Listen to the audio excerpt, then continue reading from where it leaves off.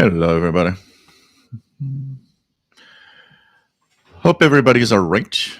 Let me just check it out here. Make sure that this is fine. And here we are. Welcome to this live show. And we are going to have some radio fun. So, let me just position myself good. Here we go. I like that. Okay, so this is my drink. Here we go. Radio's on here. And we will be controlling the screen. I got the SDR running on the other screen just to see if anything interesting shows up on the radio. Pirates, anything. We'll be looking at that, and welcome everybody. It's nice to have everybody here. So this is the Shortwave Radio Live Show. We're here twice a week, and we talk about radio. And it's one of those times when we just have fun and enjoy a little live show among radio geeks that we are. Let me just do a little something here. Because if I want to look pretty when the lights go down, it has to be on my direction. And here we go. Sorry, but I've been playing around with this stuff here. So, hey, everybody. Welcome aboard. So, drink for today is, once again, apple cider. This one is rosé. So, cheers. Hope that you will enjoy the show today. So, my name is Gilles, located in Montreal, Quebec, Canada. And we talk about radio and just have a lot of fun. And, we say it quite often that radio is a solitary hobby. And this is where we're not alone.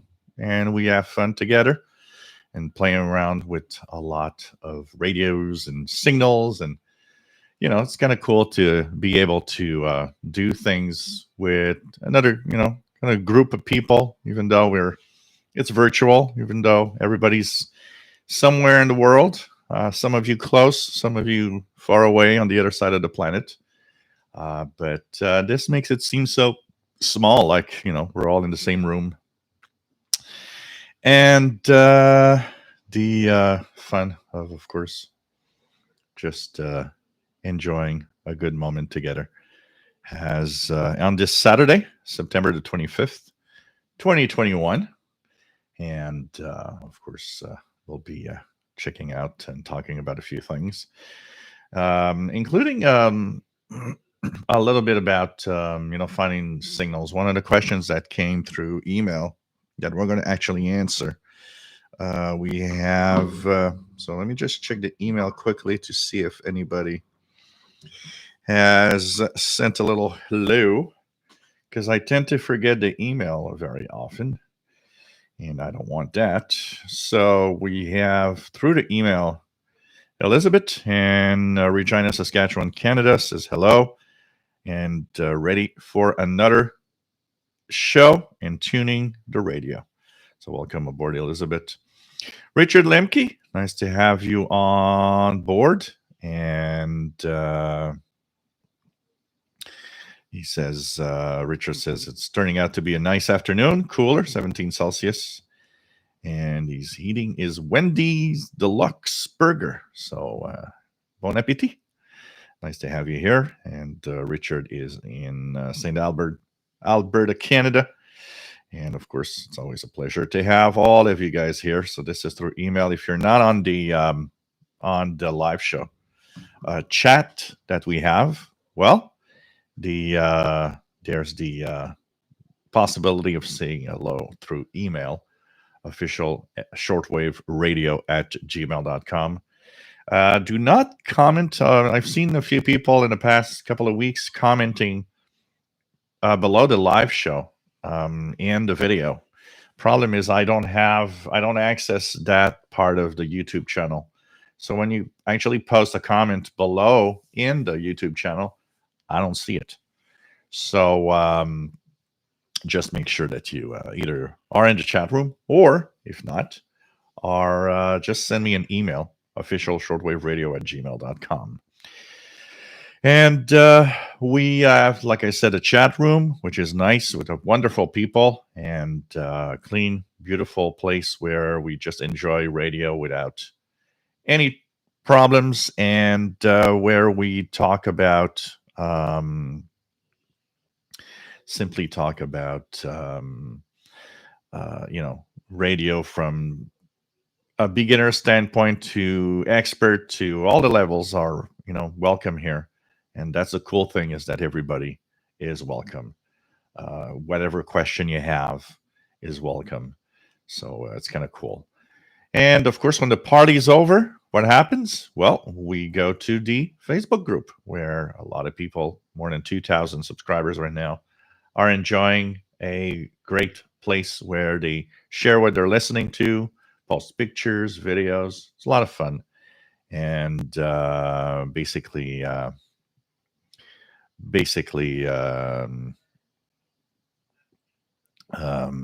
it's kind of cool to just do this and have fun, and pretty cool.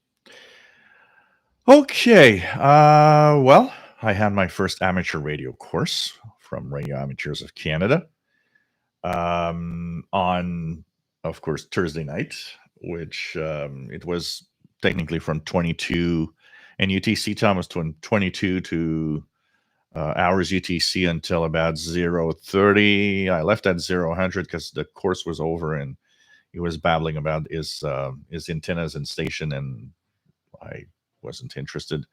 So I just, stayed for the show part. There's quite a few people that gave me a shout out in the private messaging saying, "Hey, nice to see you here," because they know about my shortwave stuff here. I'm not going to comment too much because it's the first one. It was the introduction to the course and all of that, and we had a little bit of material of amateur radio, what it is, which was, I have to say, one of the most boring things I went through in an evening. And that, of course, I was expecting because of my level of knowledge. I know that a lot of what's going to be talked about is, actually, I let the course go on while I was most of the time tuning the radio and checking out what's on the air.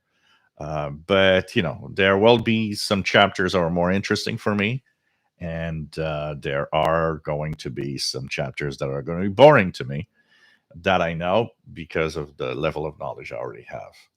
But it's the deal, and we're going to go through. And I've got a few ideas and a few things I will be doing that will go through the course. As for the studying part, not a problem. I mean, I've almost have half of the book read, and in some of the chapters where I need a little more help, I've gone through them already like 2 or 3 times at least. So studying is going well. I after the course on Thursday night, I went to the Industry Canada. Well, it's not Industry Canada anymore. It's Innovation, Science, and whatever Canada. So they have a random 100 question exam. I actually did one on Thursday night after the lesson, to see what score I would get. I got 90%, which is very nice, and it's what I need anyways. More than 80% is what I need to get the HF privilege part. So, and I also started looking at examiners to see who will be the examiner or potential examiner, which will be, I think that will be the biggest, more of the problem of everything, is finding an examiner for the amateur radio exam. And so, anyways, I'm keeping you guys up to date. The next course is tomorrow. So tomorrow is the basic electronics, which also I don't think is going to be much of an interest, because I already know it all pretty much. The basic of electrons and molecules and conductivity and stuff like that, current and voltage and resistance, and etc. etc. So kind of the basic lecture of what all that is about. But tomorrow it's going to be from in UTC time here. Local time is going to be 1 p.m. to 3:30 p.m., which is 1700 to 1930 UTC tomorrow, Sunday, for the course number 2 of amateur radio. There was 153 people that actually showed up. It seems to be pretty much everybody that has registered. So that was kind of nice.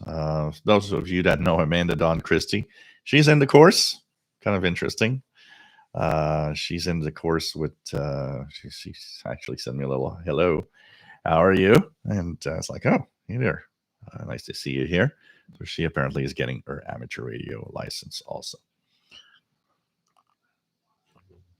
Apart from that, I wanted to, we're going to talk about questions that, one more major question, mostly of a guy that is Franco, and he's located in Florida. And he actually has a question about how do you find all of these stations and know what you're listening to when you have something? Because he has a hard time kind of understanding and grasping the listening aspect and the how do I know what that is on the different websites. So we're going to actually do 2 websites that I'll be using. One is, of course, I'll be using my EIBI space.de, but I'll also be using the short-wave.info, which has a much more friendly interface to know what you're listening to, including the map with the transmitters.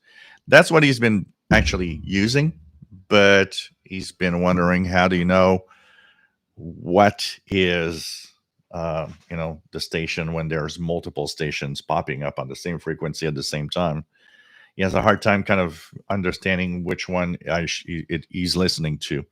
What are the pointers and tips? So we're going to go through that just after I quickly go into the rundown of the chat room. So welcome aboard. My SDR is actually running on the other side.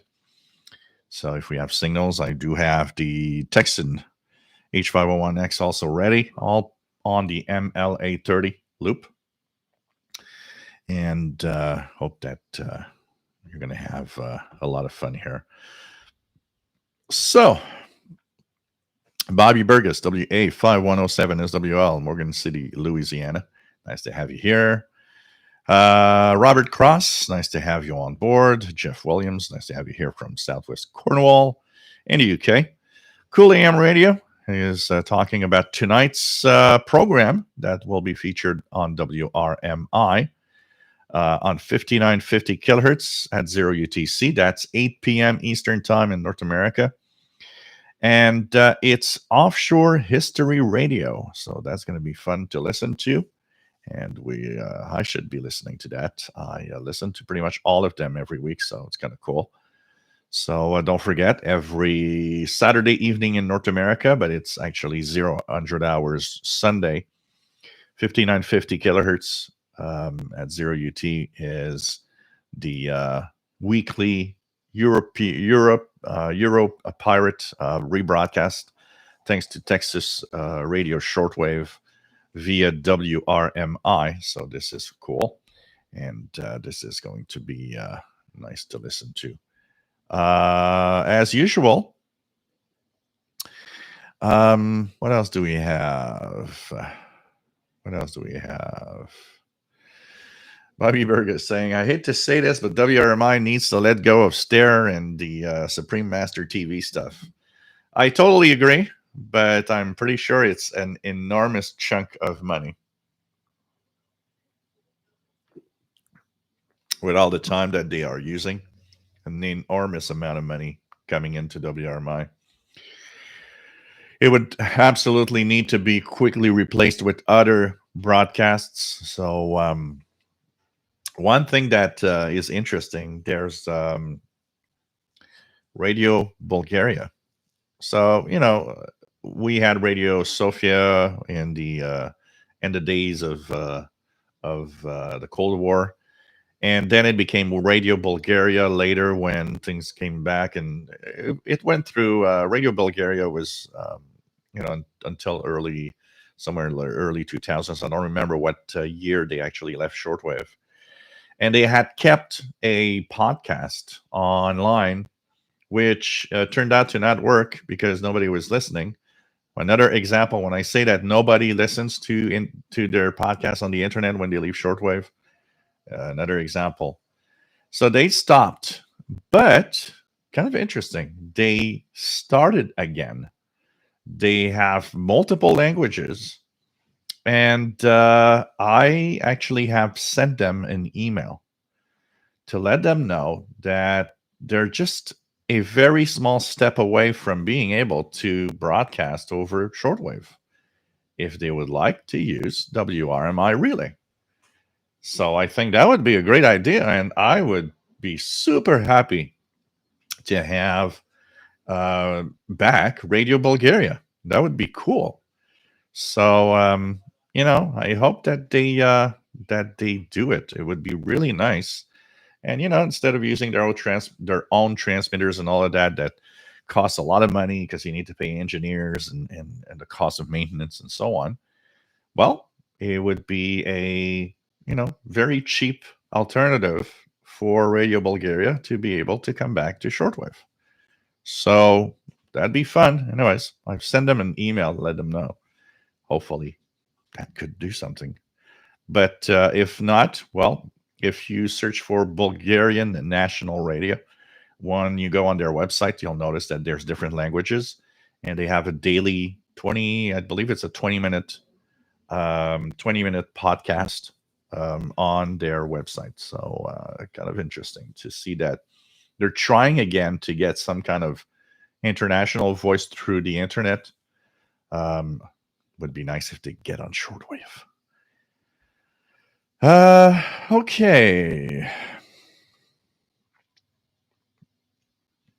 What else do we have? So Andre Couliam Radio, welcome aboard. Rob, nice to have you here from Phoenix, Arizona.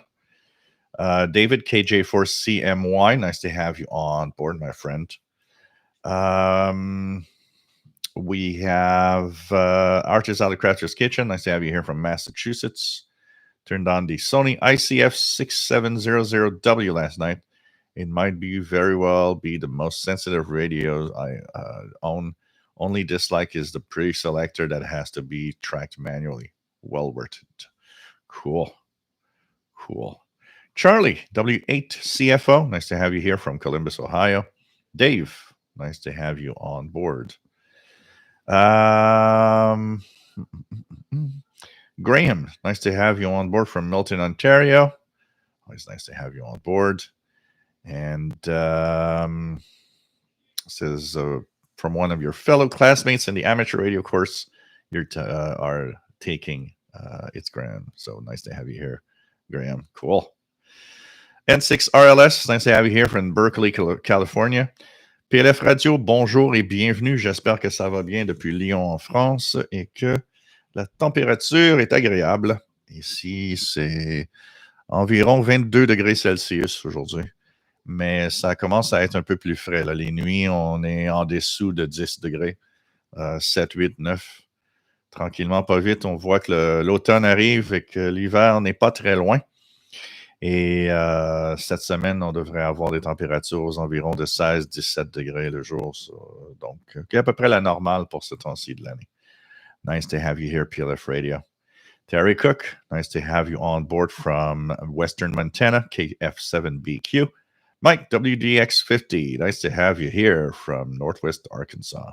Shortwave listener, nice to have you on board from Bolton, UK, M6CIH.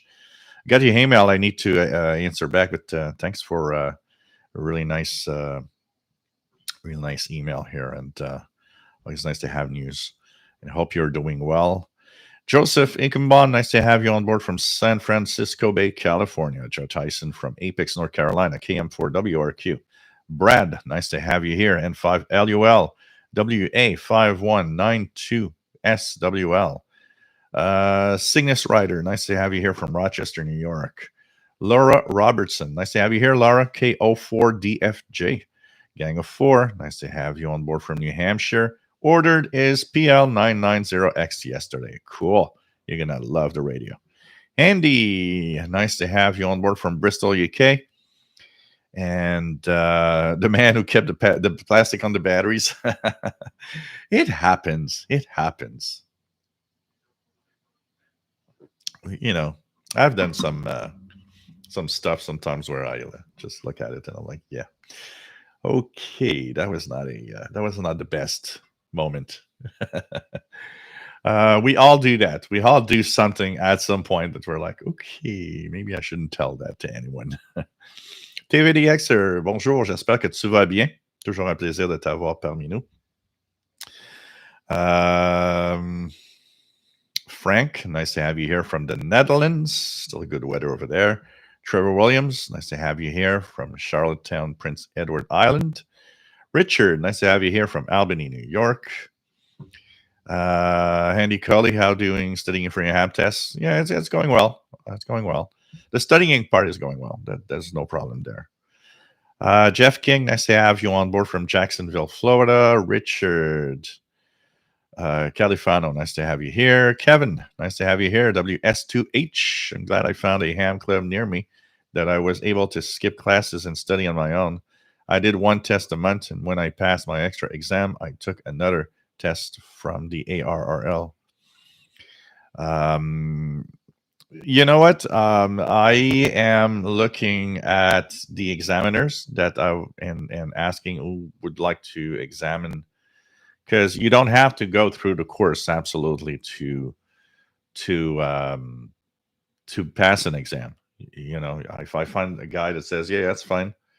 What I was thinking is maybe in parallel, start to look at, is somebody ready to examine, make me pass my exam while I actually continue the course. And if I find it too painful, then I can do whatever I want and not have to go through all of it. But, you know, I will go through probably all of it, because I know there are parts where I'll learn stuff. And it's not every chapter that I learn stuff, but there are some that I learn stuff. And I might actually skip a couple, you know, if the ones that I really know that I'm not going to learn anything there.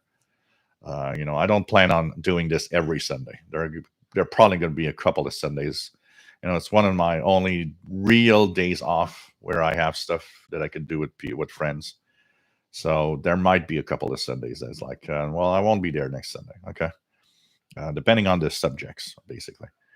The Argos, nice to have you on board. Do you have a top 5 frequencies to listen to for the fall?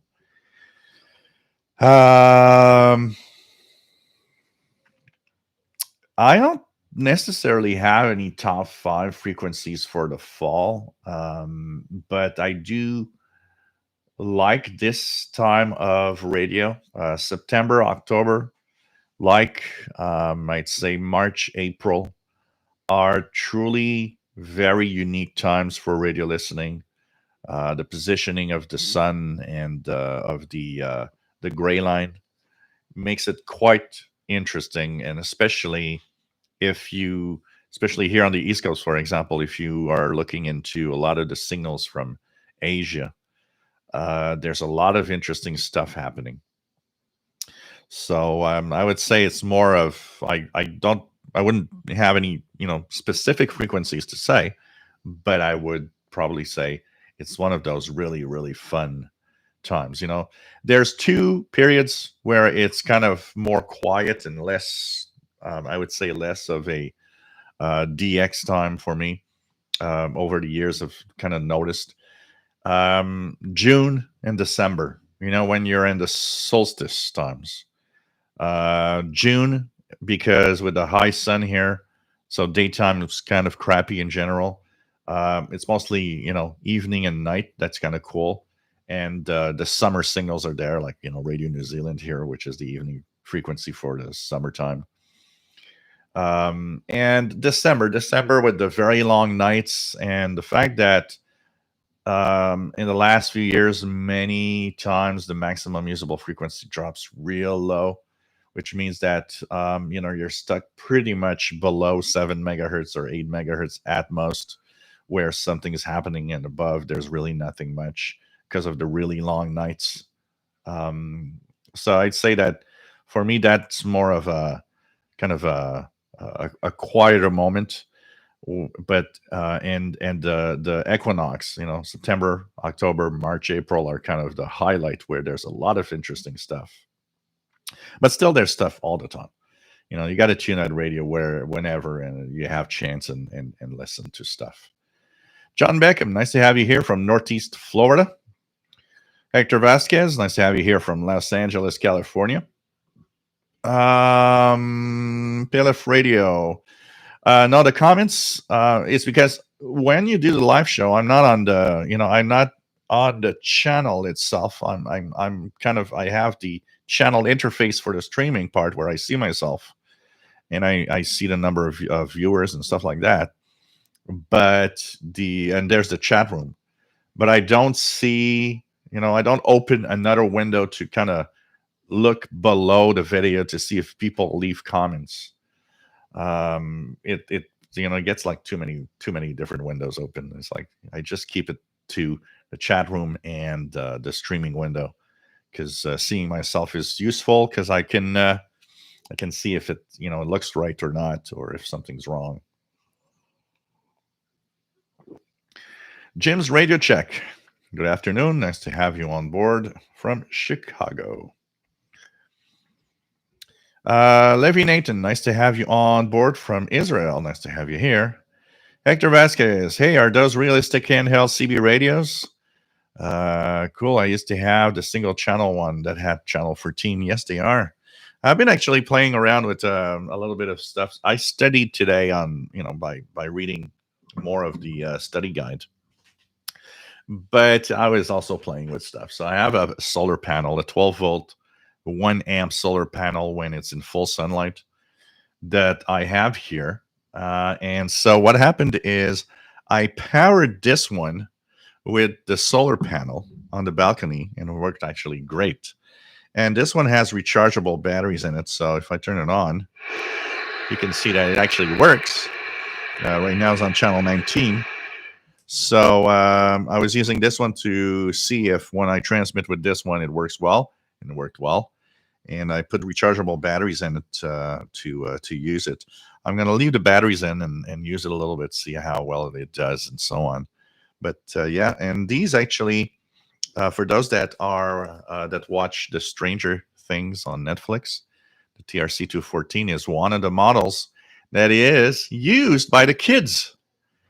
And I got 2 of them. So and they both work well. They have crystals for all 3 channels in mind.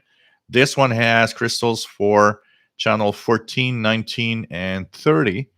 The other one has crystals for 14, 21, and 30, I think. Crystals that I had lying around and that I popped in. And actually, I used to do a little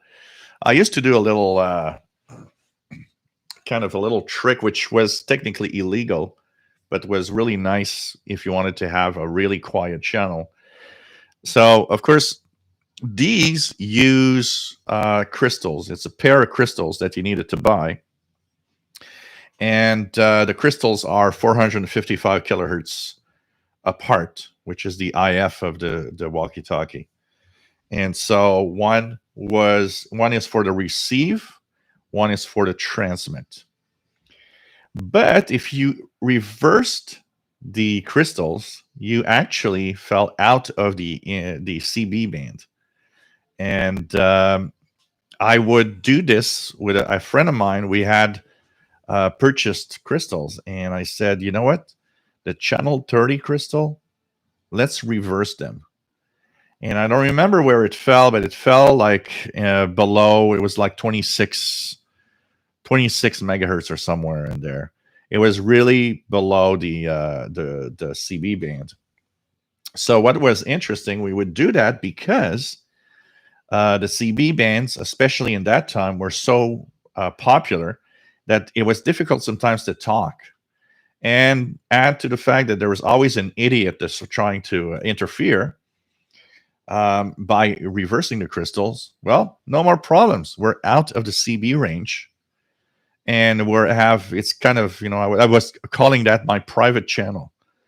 And so we had a blast. We would use the talkies like that all the time because, hey, nobody to bother us, no idiot to try to interfere. It's our own little channel, and hey, nobody knows we're around. But technically, it was illegal to do that because you're out of the range of the CB band. So that was the thing. And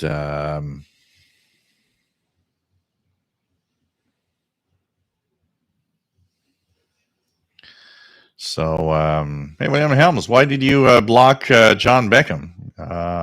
He's just talking about an examiner for the ham radio license.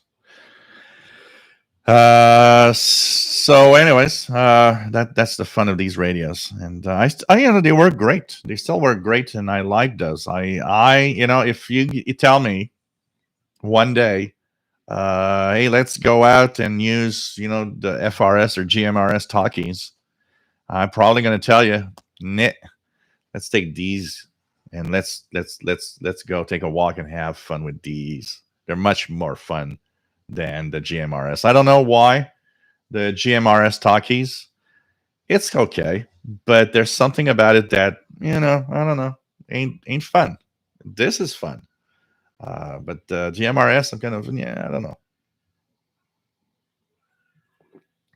Stephen Wood, good signals now from Germany on channel 292 and 9670, and Greece on 9420. So you're on the East Coast. Let me check. Check it out here. Let's punch in here. 9670. Anything here? Yeah, I hear music.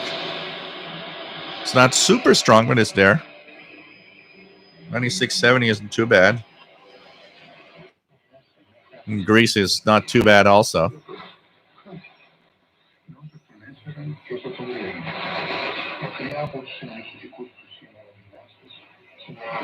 I had the honor the other day of tuning just at the right time before the top of the hour and hear the Voice of Greece interval signal and English identification. I always like that. And I miss I missed Greece when they were in English, North America. I remember Voice of Greece in English. There were Greeks living next door, and they had kids, and one of the kids was much younger than me. I mean, when I was maybe 9 years old. But sometimes, we were just next door, so sometimes he would see me play with the radios and stuff, and he would ask questions. And then, I'd look at his father and say, "Can he come over? I'm going to show him the radio stuff." So he would come over, and I would show him the radio and the talkies. Those I remember he had a blast when we would. I would tell his father, I said, "Hey, can we take a walk? We're going to play with the talkies here and stuff." And because I was 15, he was 9, so there was obviously an age difference. He was kind of young. But I remember when he came over once, and I said, I can hear Greece on this radio, and he couldn't believe it. And so I tuned one time he was there, and I said, "Listen to what he's going to say." And then they gave the ID in Greek of the station, and then went to English, and he was like, "Oh my God, you're listening to Greece." And I still remember his father coming over and asking me, how expensive these radios were and how easy it was to get Voice of Greece on shortwave. And I remember telling him, I said, "Well, you get one of these radios, and if you want to listen to Greece, they have several broadcasts to North America." and it was quite an easy station to get. Like today in Greece is pretty good. Their transmitter site and transmitters are pretty good because I mean they come in really well 9420. But it was kind of a fun moment. 45 unit, nice to have you on board. Partly cloudy in Florida. MP, nice to have you here from Melbourne. VK3 MPO, nice to have you on board, my friend. From the other side of the world, where it's very early morning, I would guess at this time. René Charbonnier from Radio Classic Sunday. Nice to have you here from the Netherlands. Hope you are well, my friend. Salut Vince, j'espère que tu vas bien. Toujours un plaisir de t'avoir parmi nous en cette jolie journée d'automne. So John Beckham says, hope you get a good examiner for your ham radio license testing. Yep, that'd be nice. David, nice to have you on board from Barcelona, Spain. ¿Cómo está mi amigo? EA3IEK, EA998URE, SWL. Nice to have you here. And he's listening to Radio Capodistria, 1170 kilohertz, peaking S9 plus 20 on his ICOM ICR 8500 and Mobius coax loop antenna with MLA30 preamp. Cool. Mike WDX50, what charge does an electron have pre-test? A negative charge. So,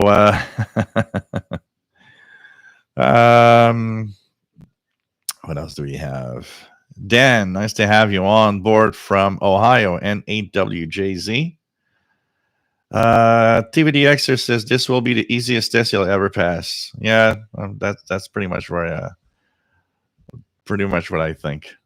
In my case, particularly, what probably makes it worse for me. And when I say it's boring, it's not that it's that boring, but 80% of the people that are there are really like, and more basic. So there are questions and things sometimes that pop up that are like, and it's okay. I mean, you got to ask those questions and you gotta, make sure that you, that you ask if you have a question. It's just that, when you're a little more advanced, it's long, it's like, it's really long.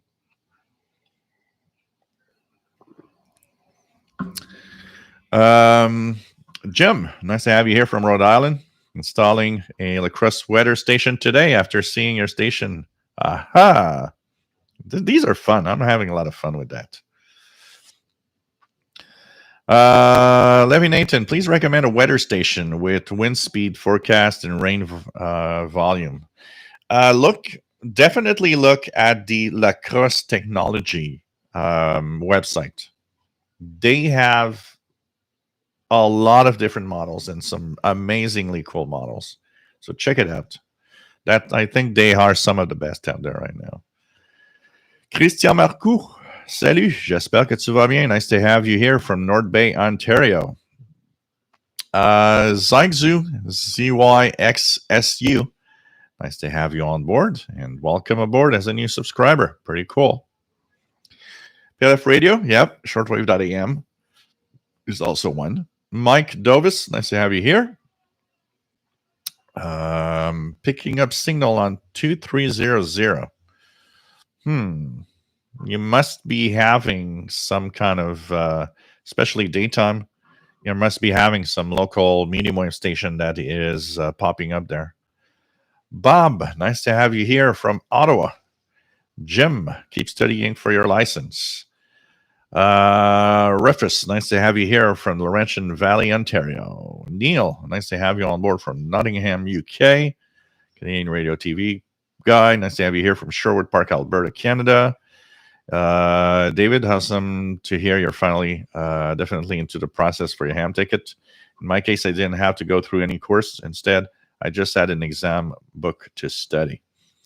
I have several. What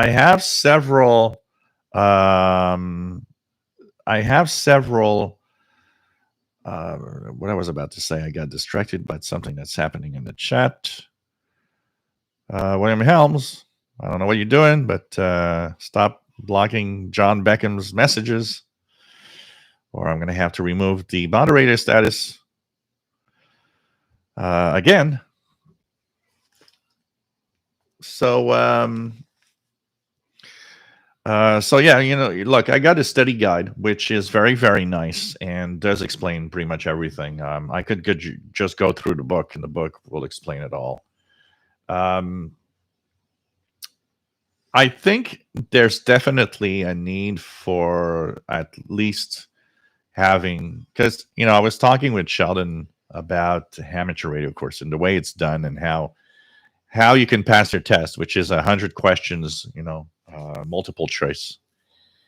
And I was kind of, saying to Sheldon, well, you could technically, if you have a good memory, pass your ham ticket with not even knowing anything about radio. If you just go through the questions all the time and you have a good memory.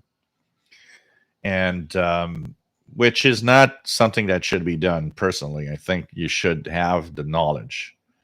It's important to know what it's all about, not just to, hey, I got my ticket because I remember all the answers to the questions. I've always been very good at learning by just reading books, self-learning. I read a book and I'm okay in general. But I did take the course because, well, let's see. And sometimes the way that it is presented and the way that he talks about stuff, there could be stuff that I wasn't sure, but now I get kind of more of a clear idea of what it is all about, thanks to the fact that there is somebody explaining it. So I'm gonna keep going, that's for sure. But it's there are parts where I'll learn, that's for sure. There are things that I still need to learn, but okay. Mike WX50, that cider has a nice amber color, looks good. Yeah, it's pretty good, actually. It is pretty good. I have two other ciders in cold ice water just next to me here, so it's going to be nice for the live show. Otters Outer Crafters. Did I say hi to Tom the Xer? I think did, because I saw him. WPE2QED in Hudson Valley, New York. Nice to have you on board. Definitely. And what else do we have? And what else do we have? Artist Out of Crafter's Kitchen says Supreme Master is definitely more tolerable than Brother Stare. Yeah, definitely. I actually, if I want to test if propagation isn't too bad in the 19 meter band, I often tune there. I'll sometimes stay there for it's tolerable. Absolutely. It's, it's general, be vegan and be happy and not worry about anything. It's still kind of creepy because they remind me of the Om Shinrikyo Japanese cult, that their shortwave broadcasts were pretty much, be happy and enlightened, and just everything's going to be perfect. And yet they wanted to kill tons of Japanese with their sarin gas attack. So it's kind of okay. So when I listen to it, there's a side of me that's kind of creeped out a little bit. They're really nice on the radio, but someday they're gonna try to do something bad.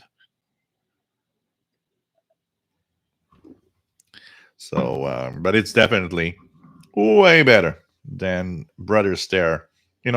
Lately here, Brother Stare is everywhere. Why? Because I'm not that far from WBCQ. So daytime, I get 4790, I get 6160, and I get 7490. all three synchronized to the fantastic sounds of Brother Stare ranting. And I'm like, please.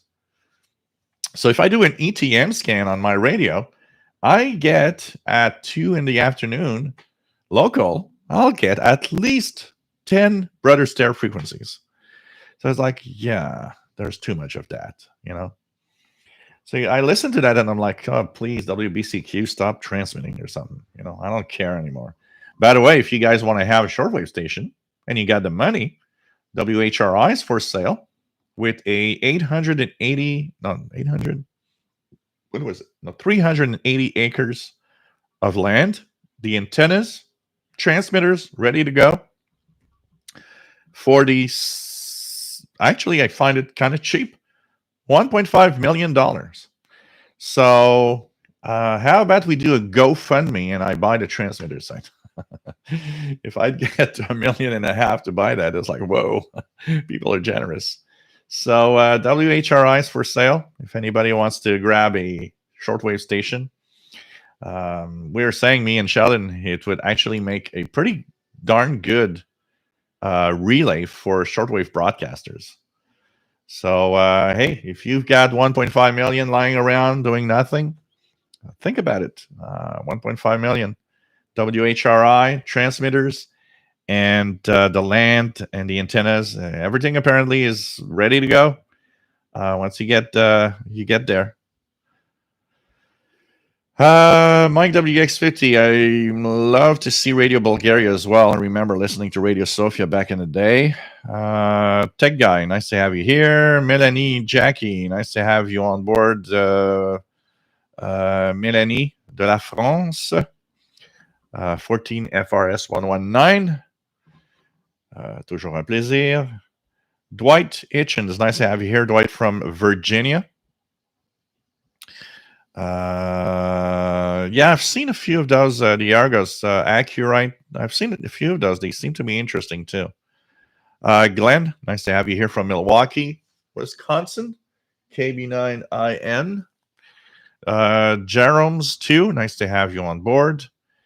Peter Fredo says temperature is okay for me. It's around 24, 25. Cool. That's perfect. Perfect. Team Lewis, foothills of the Blue Ridge, South Carolina. Temperatures great here, Jerome's. It's really nice weather. Vojislav, nice to have you here from Serbia. Just ordered a PL330 just because. That's perfect. That's perfect. Honestly, that's perfect.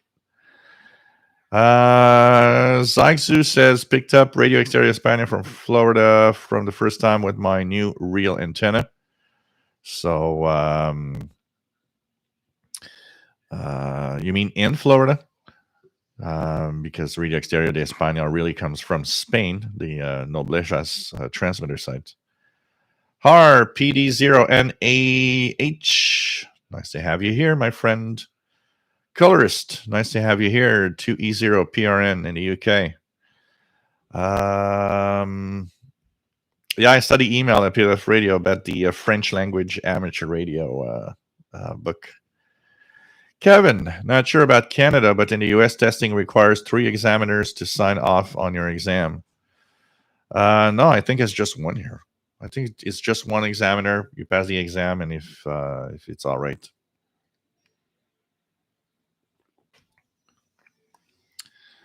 Mike WX50, there may be wrong reasons to buy a radio, but I can't think of one at the moment. Well, okay, one wrong reason. You're buying a bad radio. That's a wrong reason.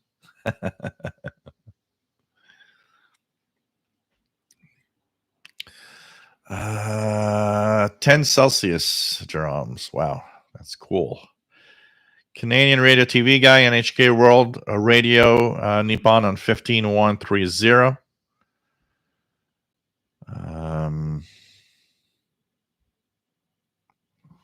John Beckham, is there a direct correlation with cold weather versus improved radio reception? Temperature itself on the HF bands has nothing to do with the reception. The reason maybe sometimes we could, we would correlate cold weather with better reception, or warm weather, or anything like that, is more because of the different seasons. So it's colder in certain times of the year, and sometimes in a certain region we have, propagation seems to be better for some reason. It has nothing to do with the cold weather, but a lot to do with the fact that, the changing angle of the sun with the ionosphere because of the seasons, basically. All year long, Robert Cross is good. Each season and each moment has its own good times. For example, winter is nice for the lower frequencies, even in midday. For example, if you live in a high latitude, like here at 45 North, Montreal, mid afternoon, we get tons of Europeans on the low frequencies, like the 41 meters, and even sometimes 49 meters, even though it's daylight. Why? Because the sun is so low angled that the ionosphere, the D layer that usually absorbs the lower frequencies, isn't really fully, at its peak. It's kind of weak, so the absorption is low. Where in the summertime the sun is really high, so more intense solar radiation means the D layer is really, really much more dense, and that totally blocks the low frequencies in the daytime. So there's advantages for the winter for lower frequencies, and some specifics of propagation. For example, because of the frequencies chosen, I have a better time in midday to listen to Radio Japan in French from Madagascar in the winter. Things like that. Summertime, daytime might not be that great, but um, nighttime is amazing, and you get all sorts of propagation, different types of propagation. For example, you can enjoy 19-meter band or 20-meter band amateur radio open all night. Why? Because you could have signals coming through the North Pole, for example, where it's daylight all the time. You got advantages on higher frequencies. Even nighttime propagation is better usually on higher frequencies. And here I have Radio New Zealand, which is one of my summer listening. So there's no better time. It's a winter or summer or spring or fall. Each have their own very unique propagation, and it's you can DX all year round, basically. What else do we have? Mike Dove has just walked into a laundromat. There is a man inside that looks like Mr. Gell. Oh, really? Ooh, that is kind of spooky. Kind of spooky. Can you talk about the radio teletype contest currently happening? So, yep, it's the weekend of the, what is it? The ARRL. Let me just remember the name of the contest that I'm going to give you. It's one of the big RTTY contests, radio teletype contests. It is, so let me just, so here we go. Must have that here for the contests on the International Radio Report. So it's the CQ Worldwide DX Contest, RTTY. So it's sponsored by CQ Magazine. It's one of the big RTTY contests. And I'm going to actually do videos tonight because a lot of people came back over my comment about this on the Facebook group. A lot of people are clueless. A lot of people are not really understanding exactly how it works. And also there's what exactly are they saying in that text? And I'll explain at the same time why I like this. I like contests. I'm one of those guys that like contests. So that also means that if, when I get my ham ticket, I might be interested in participating in some contest someday. So I'll make some videos about it on the channel tonight and possibly tomorrow to explain a little more the details of this. So you use the FLDG software. You put it in RTTY 45 mode, and you can leave. And that was one of the questions. Somebody said, "Well, it seems like my filters are too wide. There's too many signals." It doesn't matter on the radio side if you have 12 signals together, because for your ears it might be a problem, but for the software it's not. Because when you use FLDG, it has its waterfall. And in the waterfall, you see two lines that are paired. RTTY has a high and a low tone. So it creates two lines for each signal. What you want is just match the slider, the two red lines of RTTY 45 and FLDG, with the signal you want to decode. So even if there's 10 signals, you'll see 10 very distinct pair of lines that are each have an amateur radio signal. So it doesn't matter if you hear all of them together.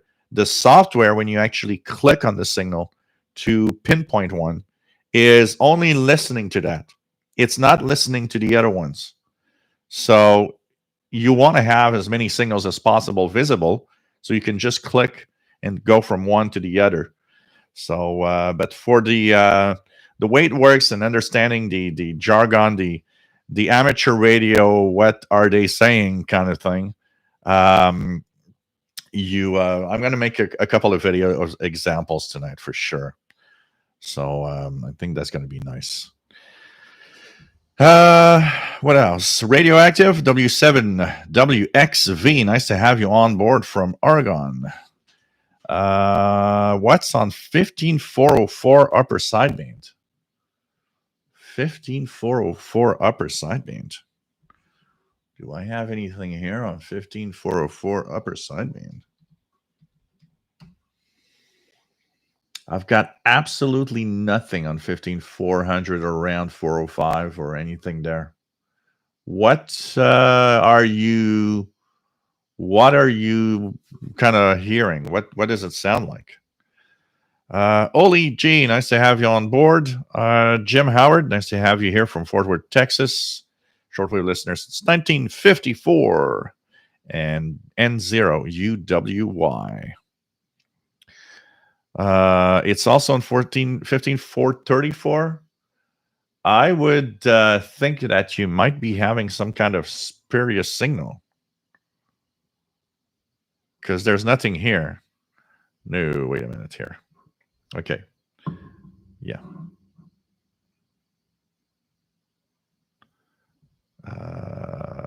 William Helms. Let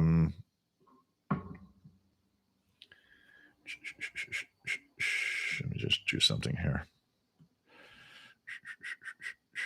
because there's something happening here. And let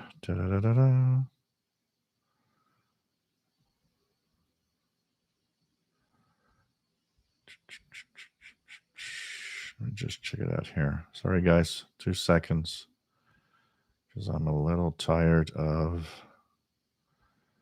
what's happening.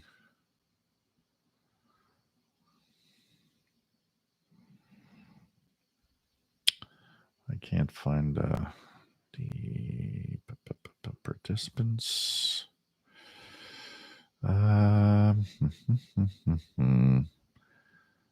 Enough people here. Where is that? I'm trying to find something here. So sorry, guys. I'm just going to do something.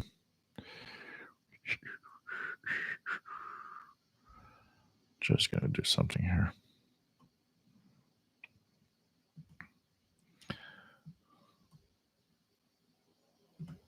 There we go. Sorry, man, but I've removed moderator status for William Helms, because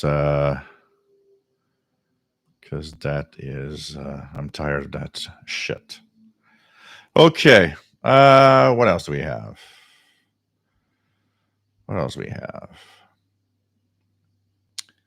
Okay, so what else do we have?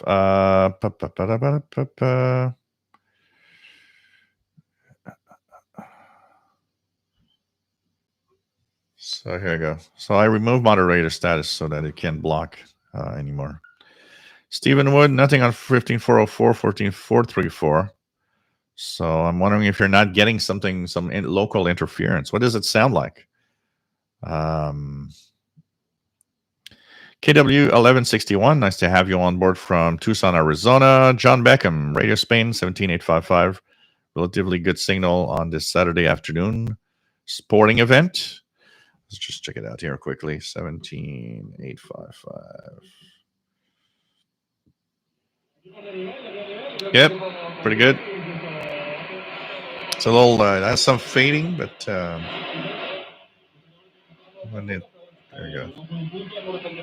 It's been getting a little weaker here on 17855 lately. I've noticed that 22-hour UT broadcast to North America is not always audible now. Probably has to do, a lot of it has to do with the fact that you are, let me just close this. The days are shorter, so that is actually making a lot more difficulty on the higher frequencies. So I'm going to start. I expect October to not be that great.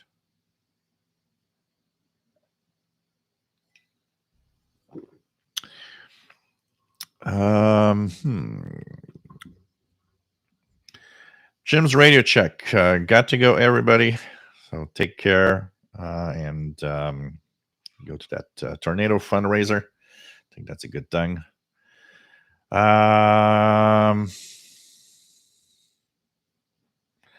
Saturated Fats says, if someone was to want to purchase a standalone SDR radio, which one would you recommend? For a starter SDR, for the fact that it has great performance and is easy to set up, the SDR Play RSP1A is the best for easy setup and performance. RTL is the RV3, is not that bad, but it has a lot of images. You got to be careful. And it is tricky to install if you're in Windows and it gets the updates all the time. You got to reinstall the Zadig driver. You know, it's kind of not the easiest thing to handle depending on how tech savvy you are or not. That's why I think the RSP 1A from SDR Play is the best choice. No fiddling with drivers or anything. You just plug it in and you install SDR Uno software, or you can use SDR Console V3. It works. It just works, and it for that it has good performance overall. Mobile Armor Strike Command, hailing frequencies open from Boulder Hill. Nice to have you on board. Saturated Fats is from Grand Rapids, Michigan. Cyberflyer 1, nice to have you here from England. Used to be the nickname KC8TBY, so I'm not new. Just changed the nickname for a laugh. Cool. Saturated fats is what you have usually when you eat too much junk food while listening to the radio.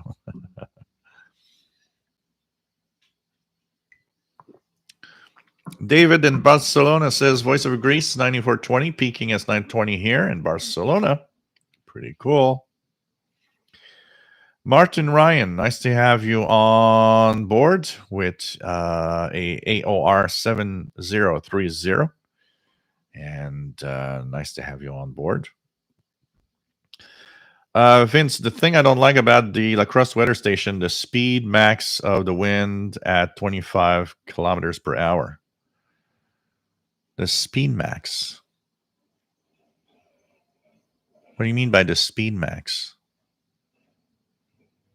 Because the wind itself can be measured at 50 or 60 kilometers per hour. If you mean the top notch at the top, it's because it has a scale of what's when it's getting kind of windy as a warning. But the speed itself, the number that you have at the center of the station, it can go to 60, 70 miles per hour, so kilometers per hour. It just measures whatever you have. So it's really just the scale at the top that it's not meant to measure the speed. The scale at the top is meant to warn you that it might be getting dangerous, because the wind is getting really, really fast. But the speed, the number itself goes way higher than 25 kilometers. What else do we have? Mate Bartalon. Nice to have you here from Hungary. Not just shortwave, but try 540 kilohertz AM. Yeah, here it's not gonna work because we're in daytime, and it's still too much daytime. So medium wave at this time is not good. But maybe in like in the even later when it's dark, I could try. But 540, I get a station. I don't remember from where. I think it's from Ontario. That is quite strong. Mark Elford, nice to have you here from Vancouver Island. Richard Pattison, nice to have you here from Germany. What else do we have? N6 RLS in today's world, do you think is necessary to know how to build and or repair transmitters and such to be a licensed ham? Hams used to be able to do that before the kind of gear available. No, not necessarily. I think there's like for example, there's two categories of ham. One is the fact that you have the basic with honors, for example, here that gives you HF privileges and all of that. Having just a basic knowledge of how everything works in electronics is fine. You don't need to, know how to build or repair anything. I don't think that's required at all. But I think if you go to the advanced side of things, then yes, you should have at least some minimum knowledge of being able to repair stuff a little bit. Not that you'd become a electronics technician or anything, but you want to move ahead, then you need to have more knowledge. That's definite, because now that advanced class means you're supposed to have a lot more knowledge of what's happening and how things work. But for the basic license, no, just a basic knowledge of. I think as long as you get a basic knowledge of a little bit of electronics, a little bit, radio, some radio knowledge, how propagation works, this radio signals, the differences between VHF, UHF, HF, and so on, kind of is interesting and I think important. The regulations, of course, what to do and what you can do. I think it's enough. I don't think you need to be a electronics expert to be a ham radio operator for the basic license. Others out of crafters, the test in Canada codeless. Yeah, my late father had an advanced license due to his faster CW speed, but no way would I be able to learn code. I'd have to go codeless. There's no demand for code in Canada for the basic and advanced license. The only time when code is required is for specific tasks. For example, if you want to be an examiner, you need to know 5 words per minute. CW. There are a few things that you need that CW knowledge, but 99.9% of most people, either basic or advanced, that what they do, never will need Morse code, and it's not required. But if you do know CW, you can do the basic test, and even if you don't have the, if you just have 70%, which is the passing mark, if you know 5 words per minute CW, receive and send, you're getting HF privileges. or else you have to do 80% or more to have the HF privileges. What else do we have? Robert Osborne, nice to have you on board from Niagara Falls. I think I picked up Radio Taiwan International this week, but couldn't confirm. What time and frequency? Do you remember? Just post time and frequency. I'll tell you if it was, because Radio Taiwan International is a possibility.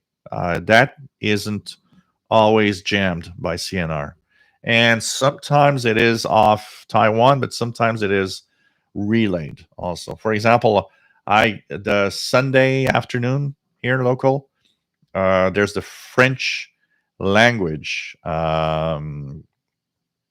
Radio Taiwan International transmitted from the France transmitter site that I hear.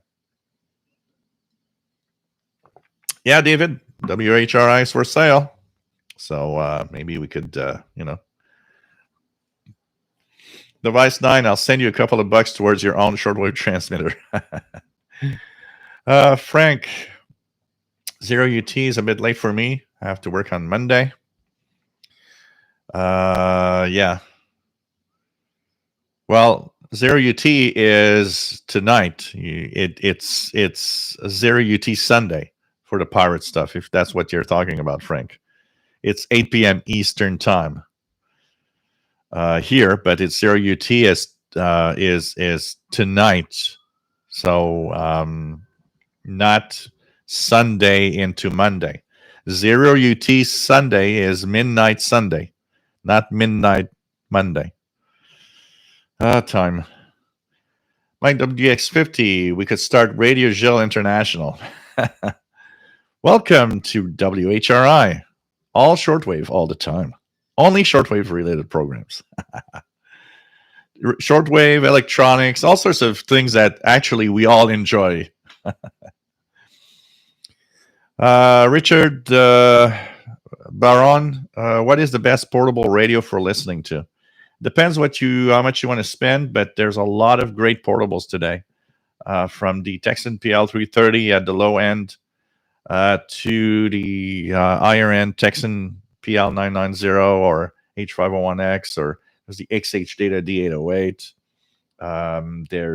There's quite a lot of nice stuff in there. Depends what you want to do.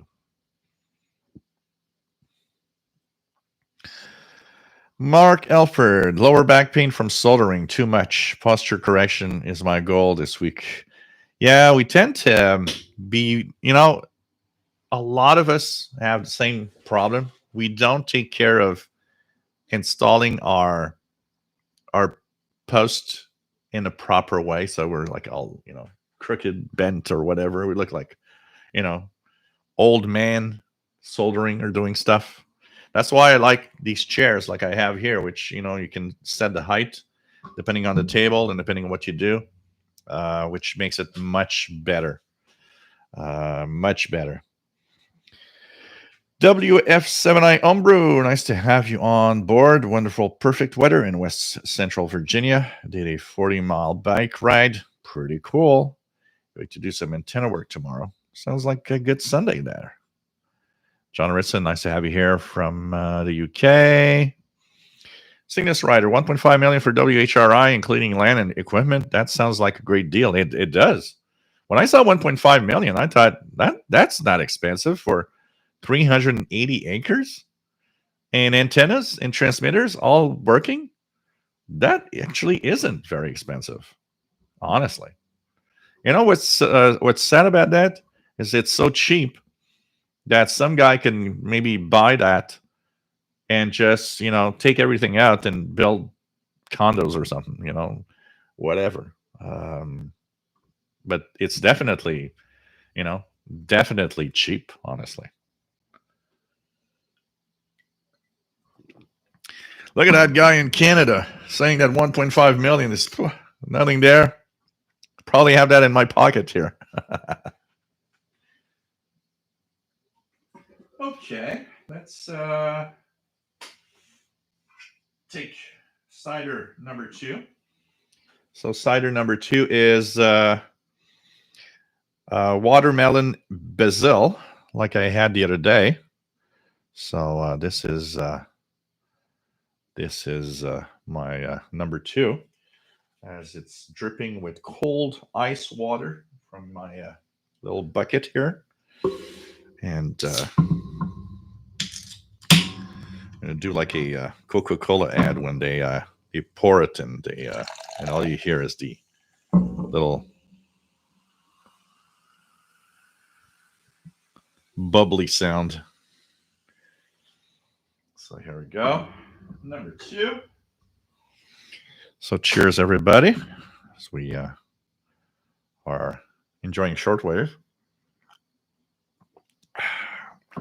The basil taste in this one is incredible. It's like I fell into into the garden or something, and there was a lot of Brazil around. What else do we have? Oh, please no. RJ's Alley Crafter's Kitchen. No Overcomer Ministry buying the WHRI transmitters. Please. Chris66, nice to have you on board from Kentucky. And that means, you know what, guys, is that that means that WBCQ, Alan Wiener, was not able to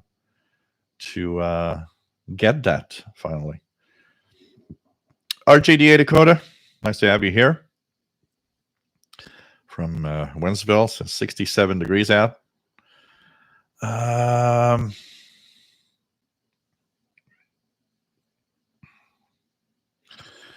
What else do we have? Fate shows trust in God. Nice to have you here. What else do we have? What else do we have? Let me just try to find where I was. So, okay.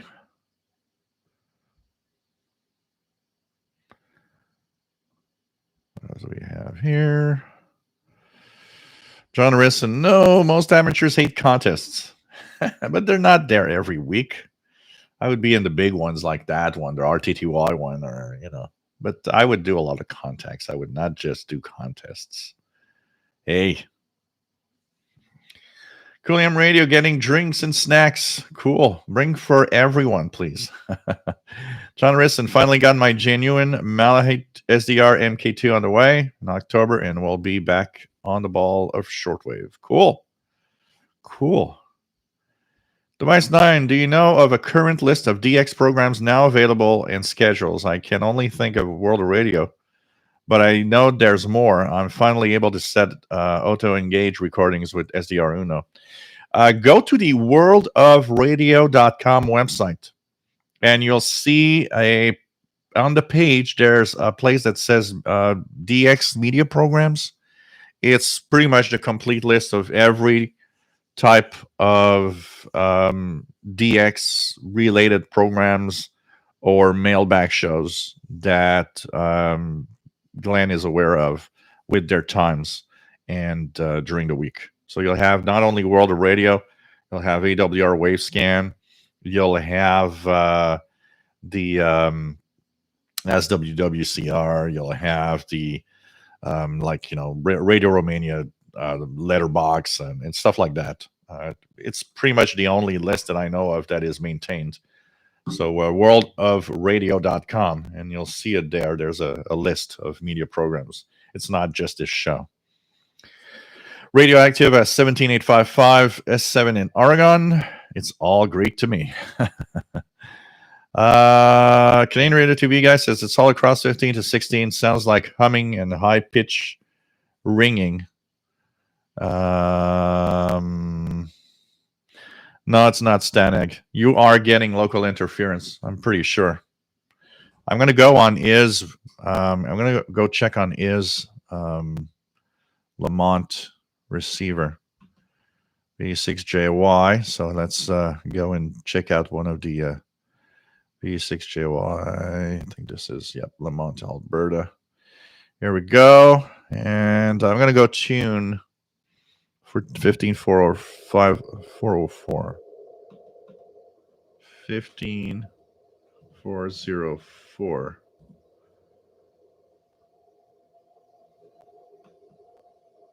He's got it there.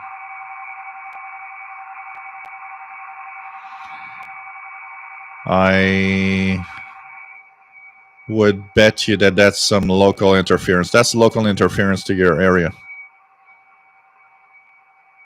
It doesn't vary in, it doesn't, let me just check it out here.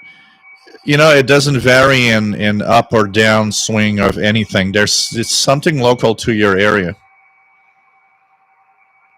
It's probably what I hear. And that's local. It doesn't even change on the S meter. It says 5-ish all the time.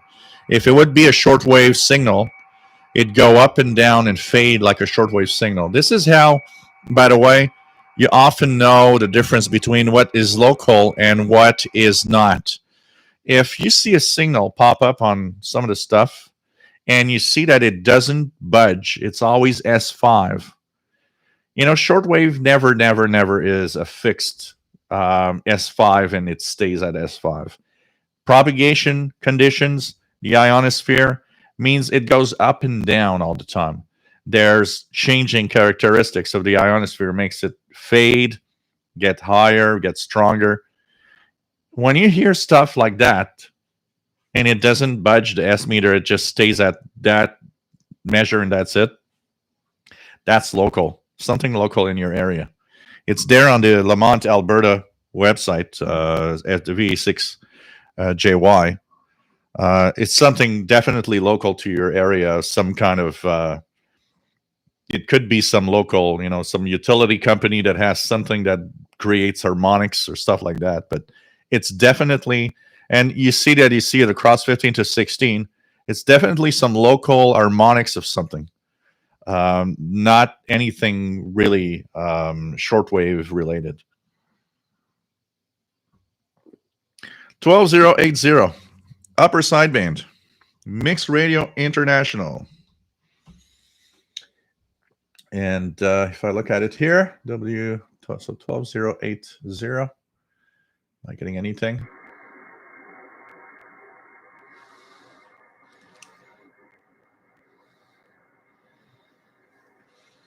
Not really getting anything right now.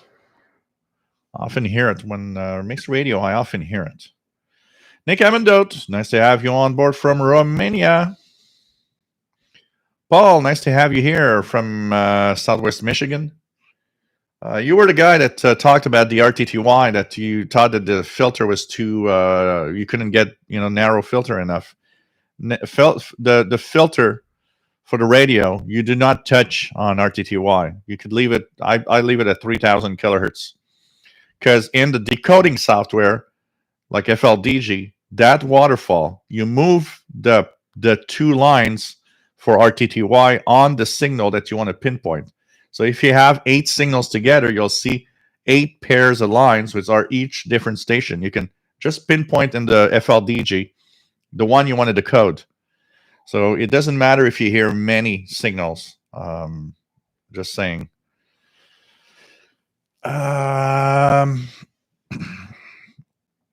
I'll make sound says 16180 AM with RSPDX getting the Cuban number lady. Let's check it out here. 16180. Any good signal here? Not getting anything here. ZX, nice to have you here from Poland. M1MBZ, nice to have you on board. With today's regulatory environment, we're lucky we can build anything much at all. Yeah. What else do we have? Let me go down and try to really reach the end here. So, we have John Beckham, how many shortwave listeners have picked up the Morse code with whoop whoop sound on 4095? I believe, Joe, you said that the transmitter was only 1 watt of power. Yeah, it's very low power, 1 watt. But it has an pretty extensive antenna on it. I don't hear it. I haven't heard. I tried a few times here at night. Haven't heard it here. It seems to be very powerful in the West, though, because a lot of SDRs that I've tried in the Western part of the US in Canada, you hear it quite well.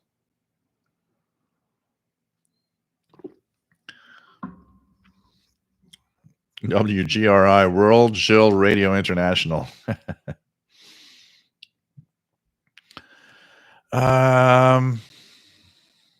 James Johnson, nice to have you on board. KO4RNA in Florida. No, I'm not yet at the exam phase. I'm still at starting the ham course, but I'll keep you guys posted on that for sure. Ari, nice to have you on board. Noticed good HF 14 megahertz in recent days in Europe. Yep. Well, higher selectivity, and it's kind of a great time right now. N6RLS, then the WBCQ guy. Yeah, it didn't go through. Apparently, he didn't get the FCC approval, and he's like really mad. And somebody said that he heard him rant at me on one of his shows and referred to me as the YouTube guy from Canada. So I don't know if anybody has listened to some of his Alan Wiener stuff. I haven't in a long time. I've actually left that after so many. I think he's going nuts. Honestly, when I listen to Alan Wiener, it's like the worst thing in the world. I used to like to listen to that, but now he's just like, I don't know what's happening with the guy, but then again, having a 933, having a 500 kilowatt transmitter for flat earth crap is, I think, explains very well what type of person that is. I mean, come on. What a waste of, shortwave spectrum.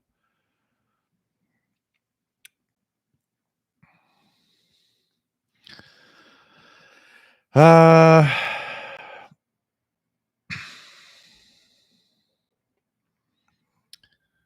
else do we have?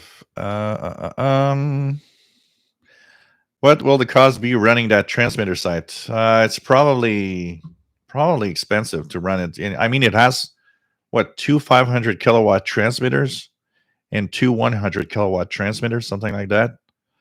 I mean, if you run that full power, you don't have to run them full power, but if you run that full power, that electricity bill will be pretty good. Unless they have their own generation, their own generators, then it's your gas bill that's going to be high. Scooter Cranes, nice to have you here from Orlando. Bobby Burgess, even I hate when Facebook group members, I have said it, but they will say it's aliens. Yeah, it's aliens. You don't know what it is? It's aliens. Has to be. Aliens on a flat earth. That sounds like a movie. Aliens on the flat earth. Coming to a theater near you. Kevin, nice to have you on board. So happy to be here with his 501X. Woohoo! Many thanks, Joel. No, I know you're going to be happy with that. It's such a great radio. I actually have. It's the first time in a long time that I actually am listening to FM with my radio. There's an 80s there's an 80s show on Friday evenings local time here from 6 to 10 p.m. It's Flashback 80s that it's called, the show, and it's like super cool. It's really puts you back in the feel of the 80s with 80s music, but also they play 80s ads And the fun part is, when they talk about, well, this week we have Stevie Nicks that celebrates her, whatever birthday, and they're like, wow, everybody's getting old. And what I particularly like is also the fact that they play 80s songs that you don't hear anywhere else on any other station.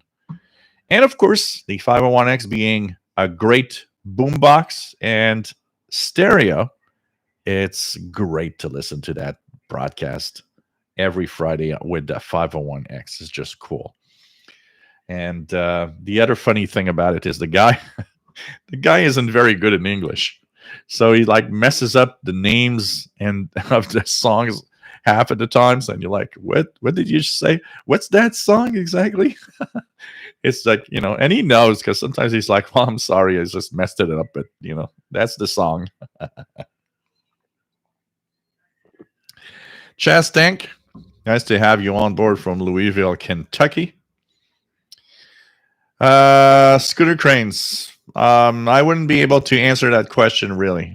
Satellite 650 or Satellite 800. I would go with something modern, honestly.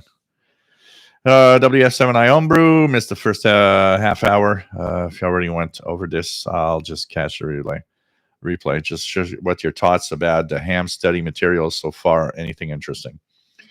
The book is great, and the book is a lot of fun to read. The first course was the Boris thing I had to go through in recent memory. But anyways, I'll continue following it and doing my best. But I will definitely get my license, and that's for sure. What else do we have? We try to get closer to the bottom. Mark Edgar, nice to have you here. VA7 MIE from British Columbia, Canada. Pretty cool. So mixed radio apparently really good over the Europe on 12080. Probably is like the signal is jumping over me, because most of the time I hear mixed radio really well here. And it's easy to recognize it's him when there's, it's always that super wide USB signal. Blind Picker, nice to have you here, Rob, in Connecticut, W0RAB. Others out of Crafter's Kitchen. Alan Wiener isn't happy unless he's ranting. He's like shortwave radio's Don Quixote. Oh, man, maybe I'll make an enemy out of him, and he's not going to like the guy in Canada on YouTube. I don't know, but come on. There's some interesting stuff on WBCQ, but it's 24-hour Brother Stare on 4790 and 6160 could just drop dead, and Flat Earth on 9330. I have no idea why that junk is on the air. All I gotta say, what a waste of time and money and stuff. Especially with such a high-power transmitter that he seems not to know how to operate. Benny, nice to have you on board. I mostly watch the replay because I'm in Australia, but it's always great to catch our show live. Keep up the great work. Thank you very much. Nice to have you on board. Robert Cross, how many shortwave signals can each transmitter send out? Only one at a time. So each transmitter needs to be dedicated to a specific frequency. So when you hear WWCR on 4 frequencies, then there's 4 transmitters running. Each transmitter has only one what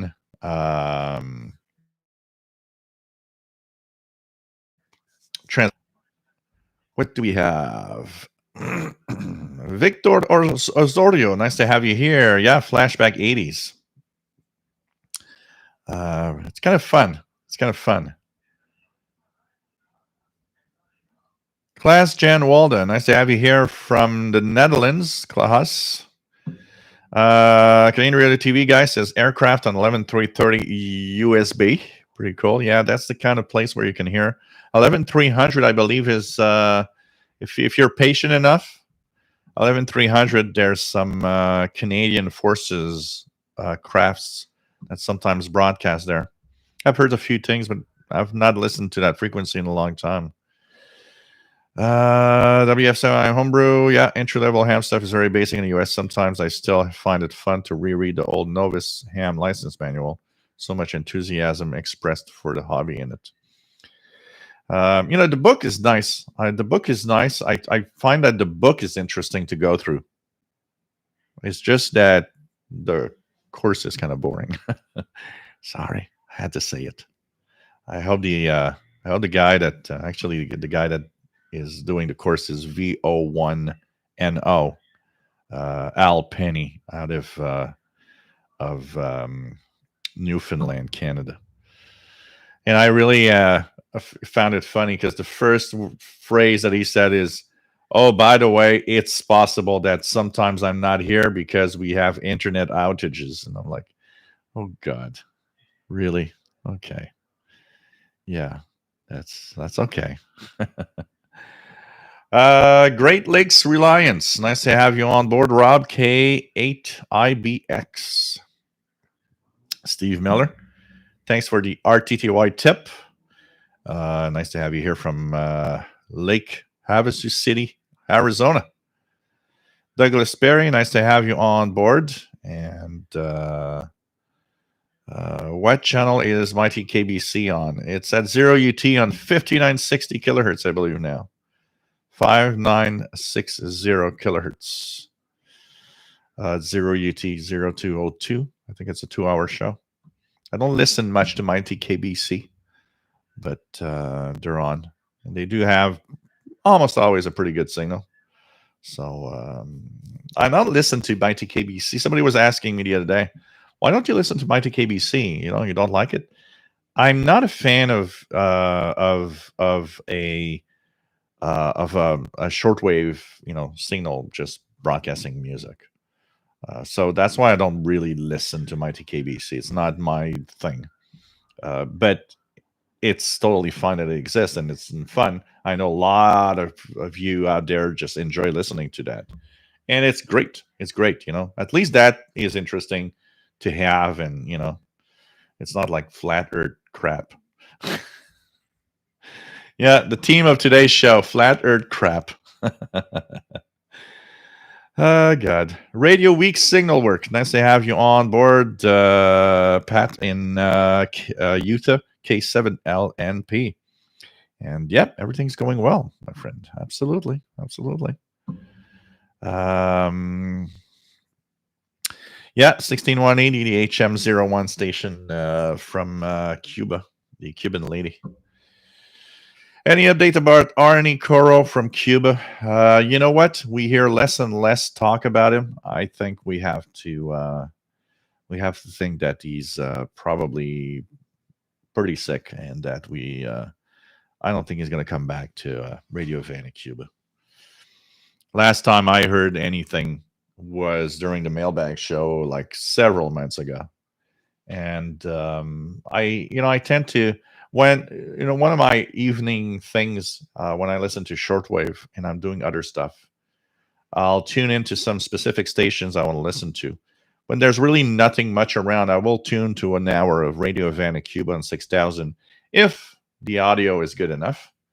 And so I kind of hear a lot of the stuff happening. They haven't mentioned Arnie Coro in a long time, so. And I have heard from, I think I've read somewhere that some guy is looking at kind of restarting the Xers Unlimited show, but I haven't had any news of that either. So I think I think Arnie Coro is just like at home, and I don't think he's going to come back. MN, nice to have you on board from Memphis, Tennessee. And Mike WX50, how does propagation work on the flat earth? Well, first of all, you have to make sure that if you operate a radio, that you don't fall off the edge. And the other thing is, I guess And I don't know how seasons work on a flat Earth, honestly. How do we have seasons on a flat Earth? And why is it, if the Earth is flat, that there's always a daytime side? It shouldn't when it when the Earth flips, shouldn't there be like nighttime everywhere? What do I do not understand about the flat Earth here? Um, how do they talk about the sun and how it works in the seasons? It's kind of hard to kind of grasp that flat Earth theory here. What I particularly find so sad is when I see people on TV that are convinced about it, and I'm like, oh God, please, please. Canadian Radio TV guy, Coast Guard on 13089.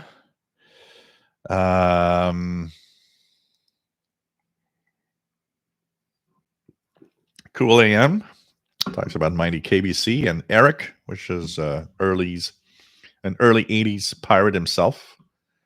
So later started a company KPO in Netherlands. Jim Whitty, nice to have you here from Ireland, EI3HCB. Nice to have you here.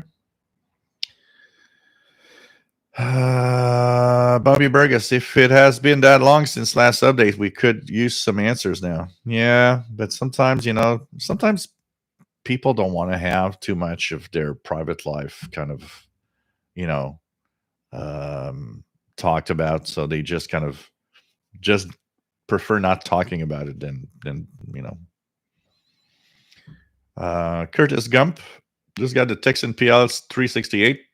Nice radio, like it better than the PL 360 since it has a nice keyboard. Yeah, the keypad.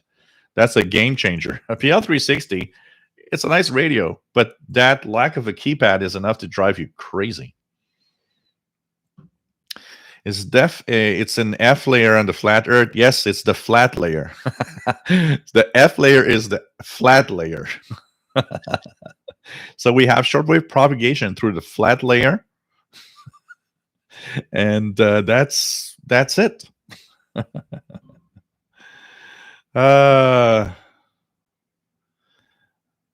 The flat Earth falls like an handkerchief. Dave the Great.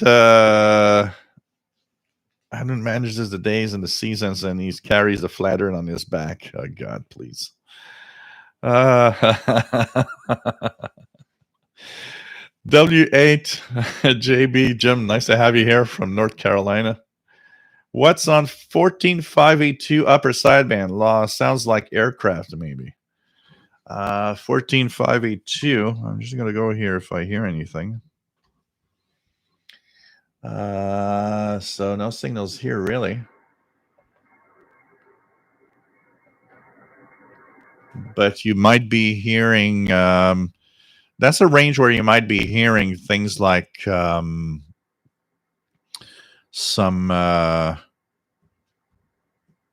civil air defense comms or 15.5.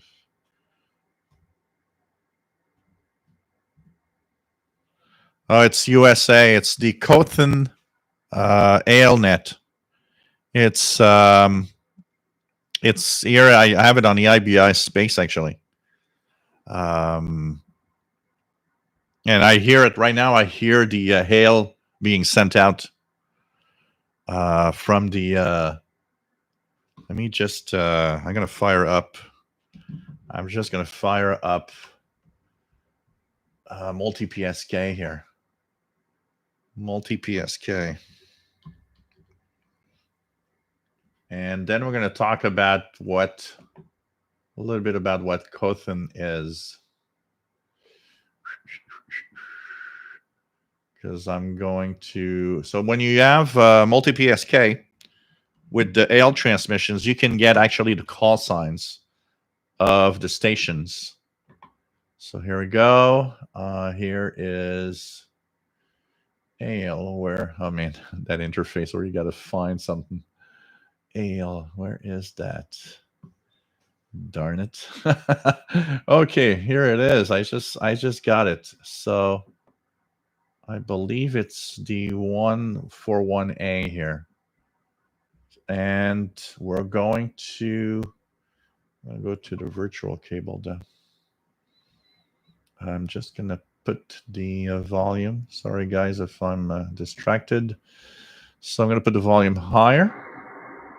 And I'm going to switch to virtual cable output and put the, there we go.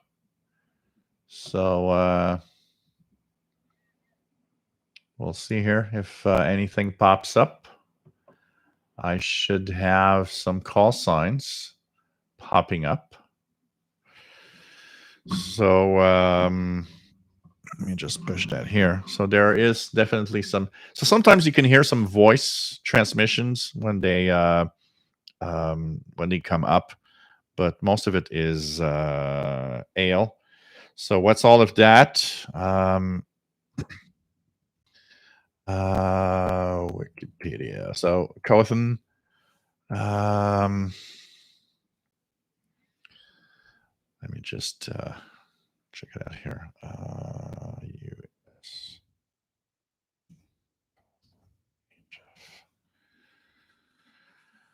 So Cothan is Customs Over the Horizon Enforcement Network, and it provides communication and support for aircraft and marine stuff.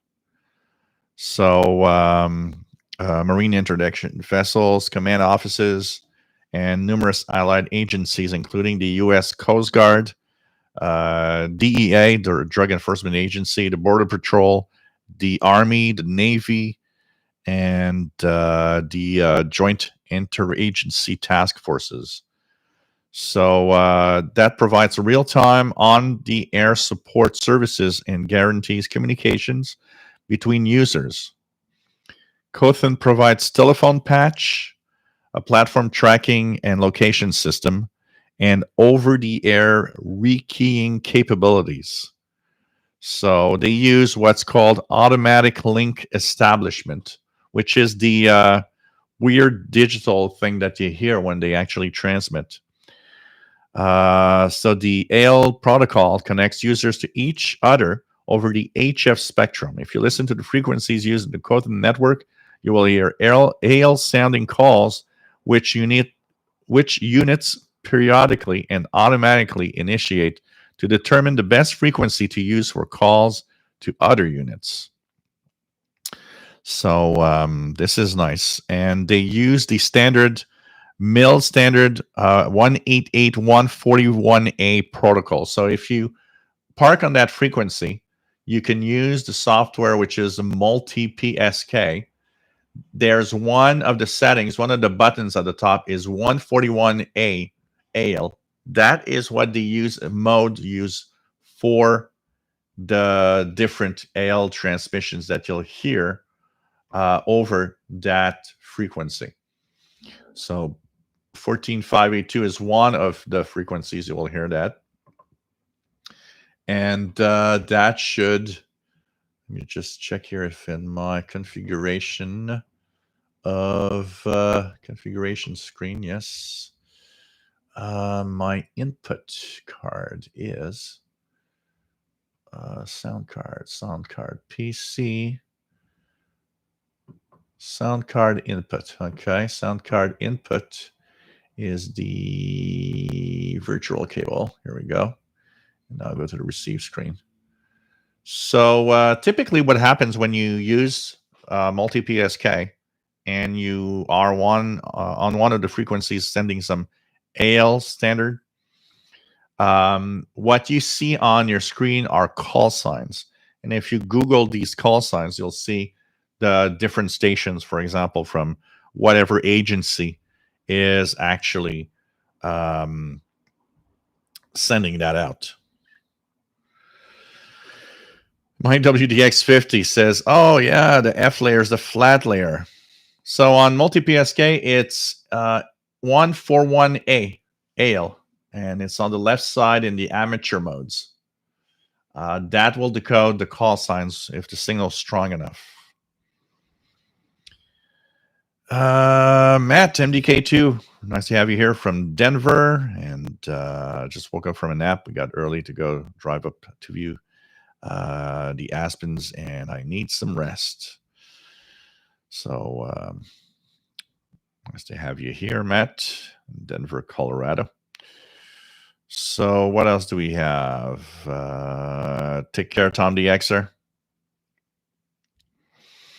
Mike Jam, are you a member of any international DX club? I was looking at the World Radio TV Handbook ads. If yes, do you recommend any? Thanks.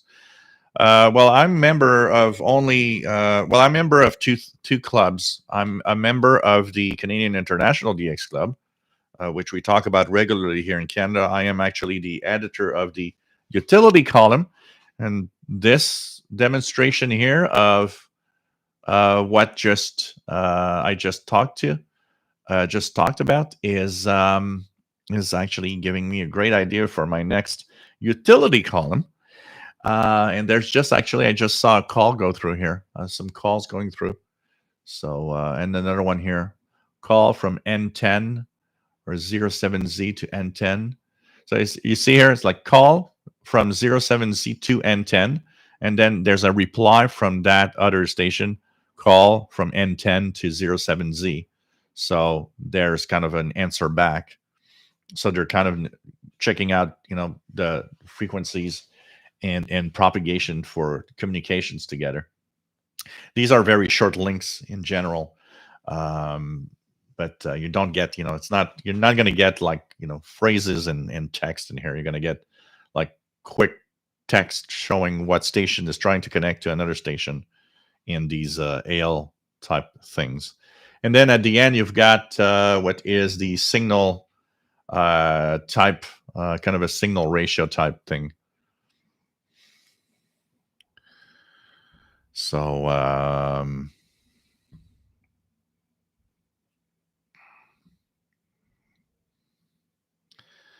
basically, what do you have? So anyways, we're talking about that. So there's the Canadian International DX Club, which is nice and has the messenger every month that is available for on a PDF as a electronic publication. You can go and visit cidx.ca and have the details.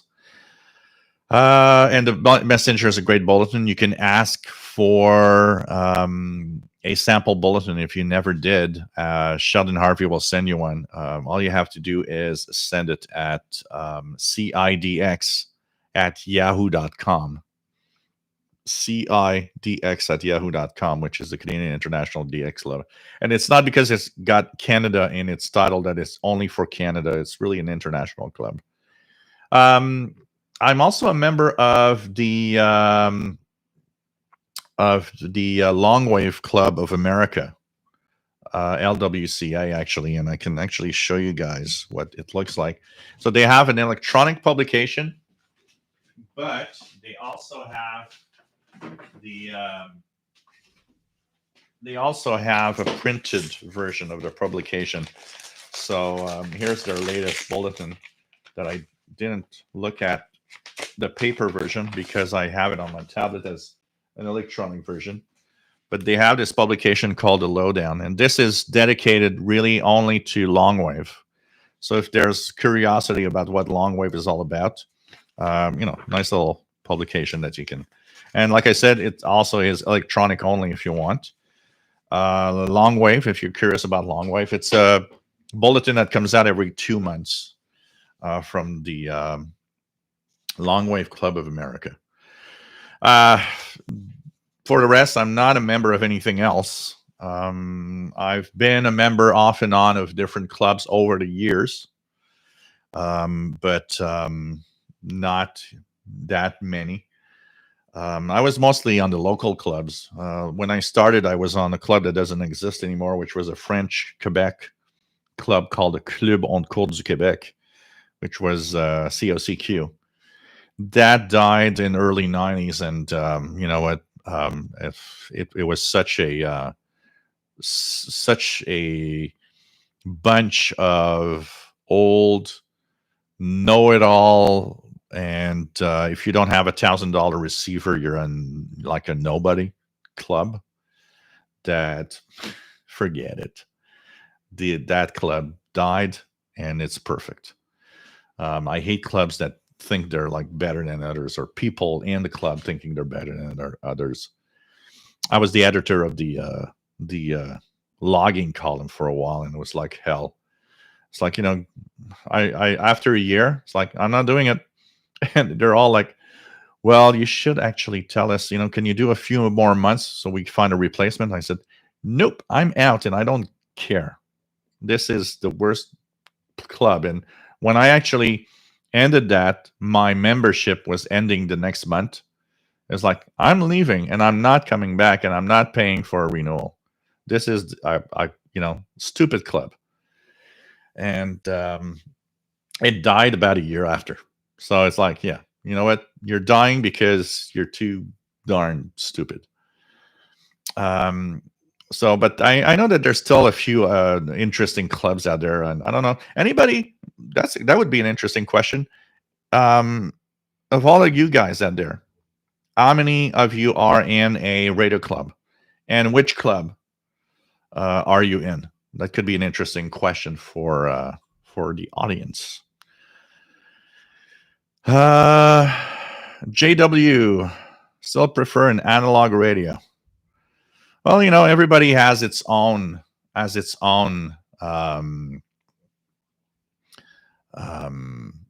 really has its own preferences and what we like or not. What else do we have? Barry, nice to have you on board from Kentucky. So you got some decode there, Paul. Cool. You got the one that I got. Call from N10. Exactly. That's exactly what you had here with the signal information.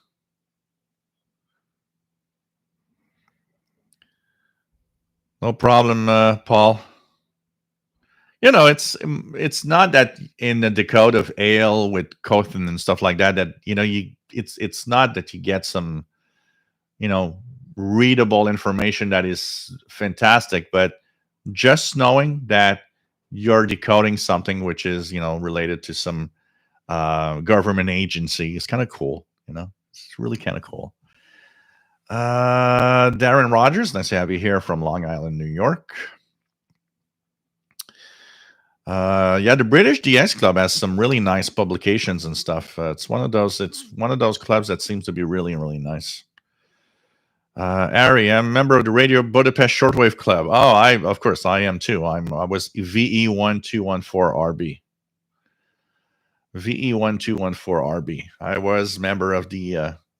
Do you remember what was the requirement you had to send? I remember you had to send a certain amount of, what was it? A certain number of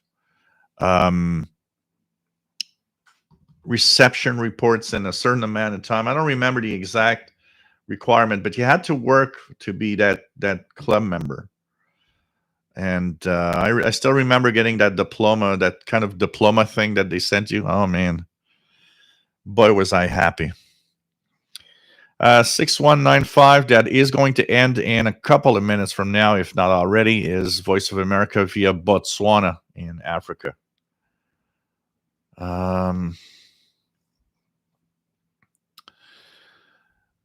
David, KJ4CMY, belongs to 3 amateur radio clubs.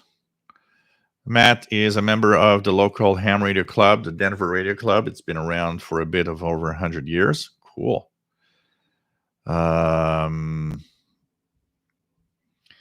Mike Jan, you're the best. Mike WX50 thought about joining the North American Shortwave Association.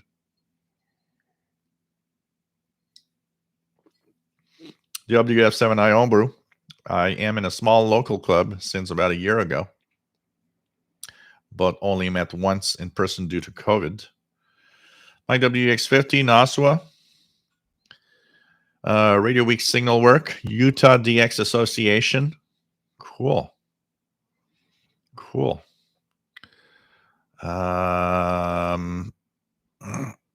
Artist Out of Crafter's Kitchen. Last club I was in was SpeedX. They send monthly printed publications with loggings and articles. I remember SpeedX. Oh man. WF7 Homebrew. I sort of feel I have intruded on a private party with this club, honestly. Seems to be no interest in operating or what we're up to as members. Huh. There are clubs that definitely feel like they're private clubs. They accept members, but you don't feel like you're part of the gang. The only, that club that I was talking about, the COCQ, was one of the things that was there was an exclusive club of everybody that seems to be close together. I would go to some meetings and feel like an outsider. Nobody was there making me feel welcome. I always felt like an outsider, and the only time that I felt like maybe I was in when they needed to have a guy for the logging column, and because nobody was coming up to the plate, and I said yes. And that was for me the nail in the coffin, because when I saw how it worked and how stupid the people were, it's like, yeah, okay, forget it. I'm out of here. CIDX is much more friendly. CIDX, for example, is everybody feels welcome. The Zoom meetings that we're having now, everybody feels welcome. The Christmas dinners and the in-person barbecue, we always feel kind of welcome. Nobody makes us feel like we're not part of the club. We feel that we are part of a club. The people there make you feel welcome. It's a whole different thing. Shortwave listener, CIDX, NASWA, BDXC, and RSGB.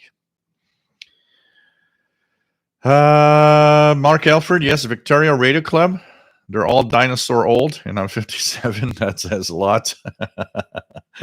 In our hobby, unfortunately, it's a hobby where a lot of us, the average age is getting up all the time, and that's part of the game. We're old geezers. At 50, we're even at 50, we're old geezers. So, what do you want me to say? Mark Drager says Naswa, Milwaukee, Madison DX Club, and CIDX. Chris 66, Naswa, CIDX.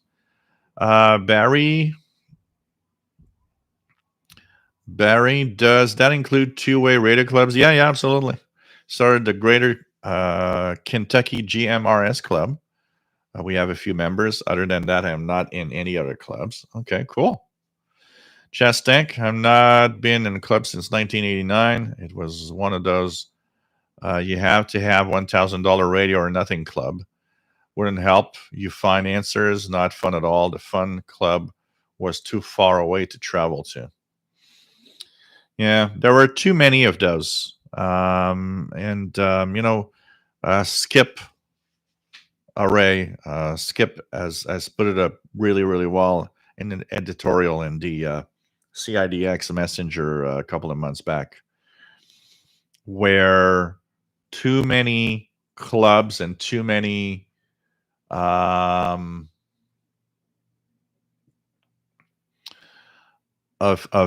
the, even in the amateur radio sphere, were kind of not welcoming newbies, laughing at CBers.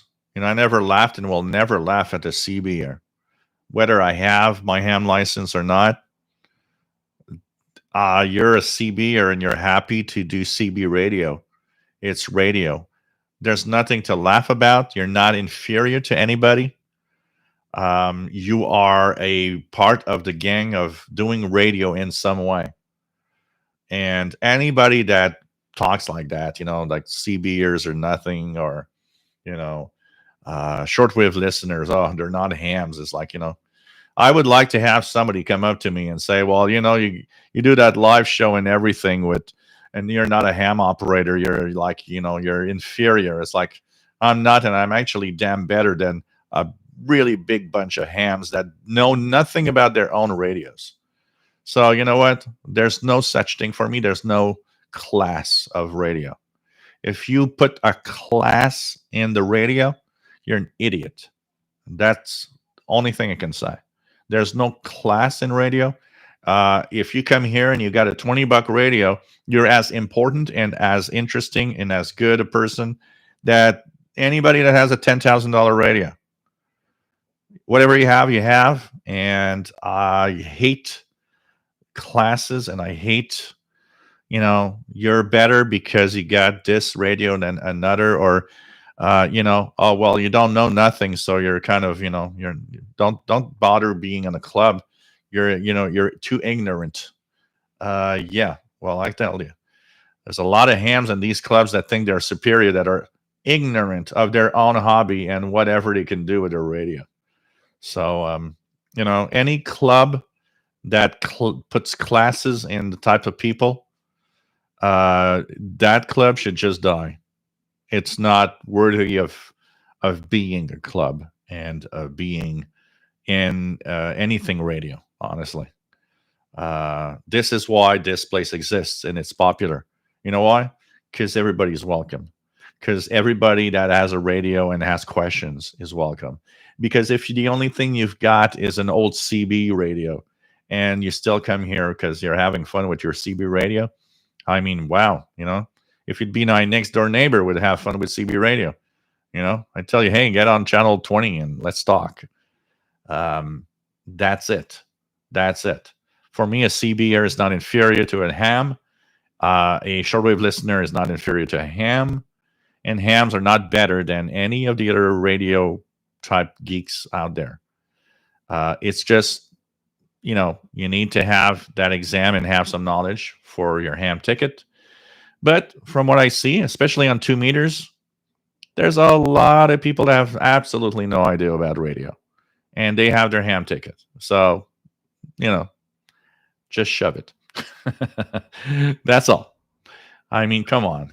Okay, we're all equal and we're all having fun with radio. And that's the only thing that is important. What else do we have?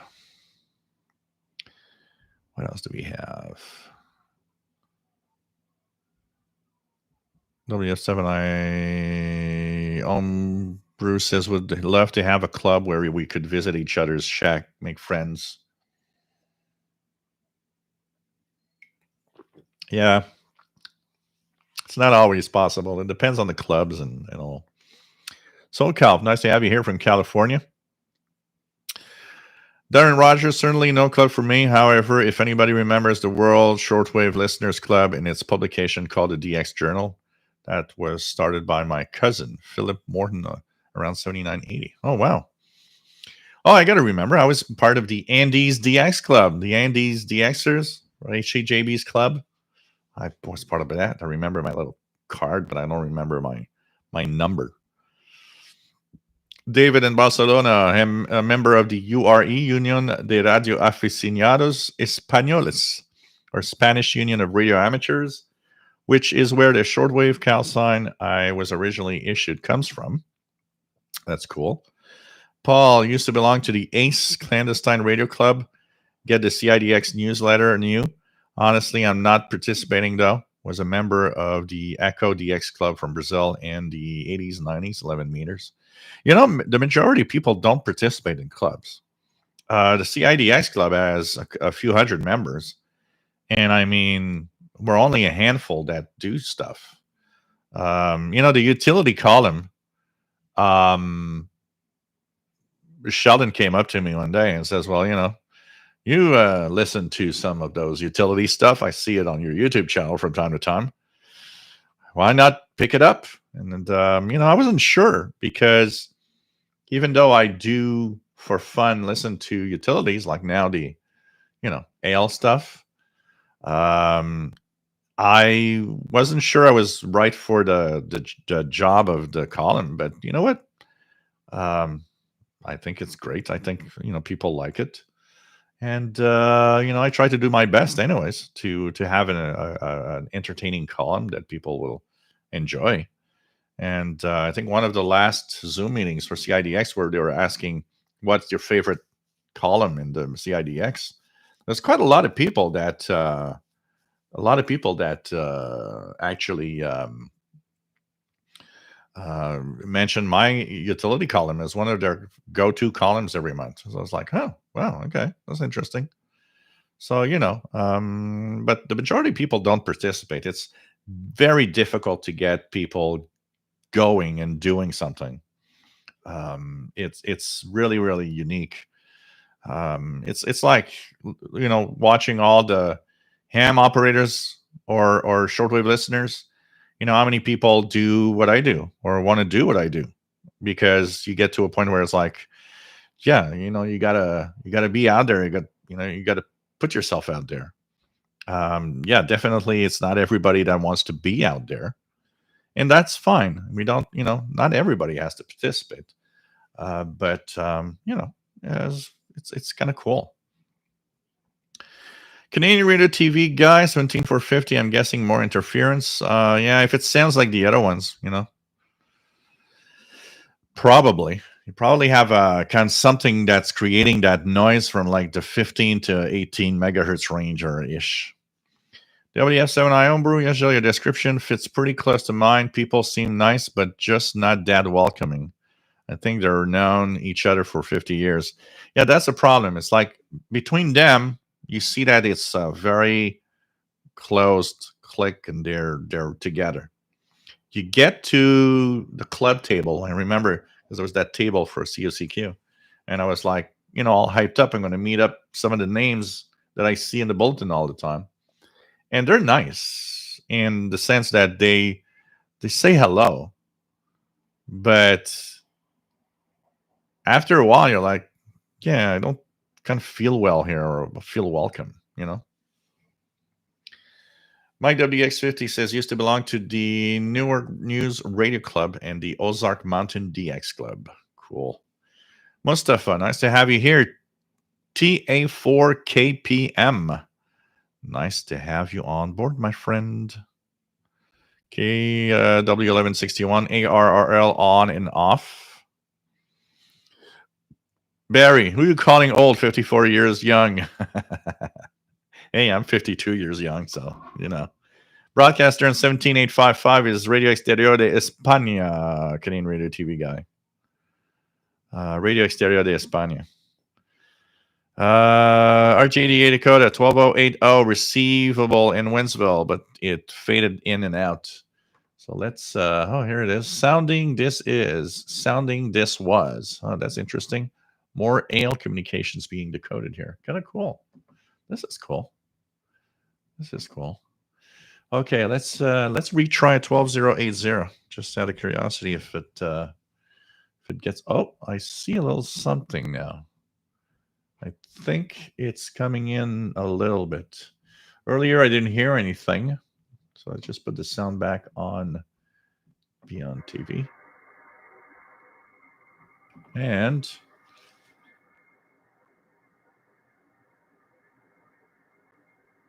nope, not hearing anything.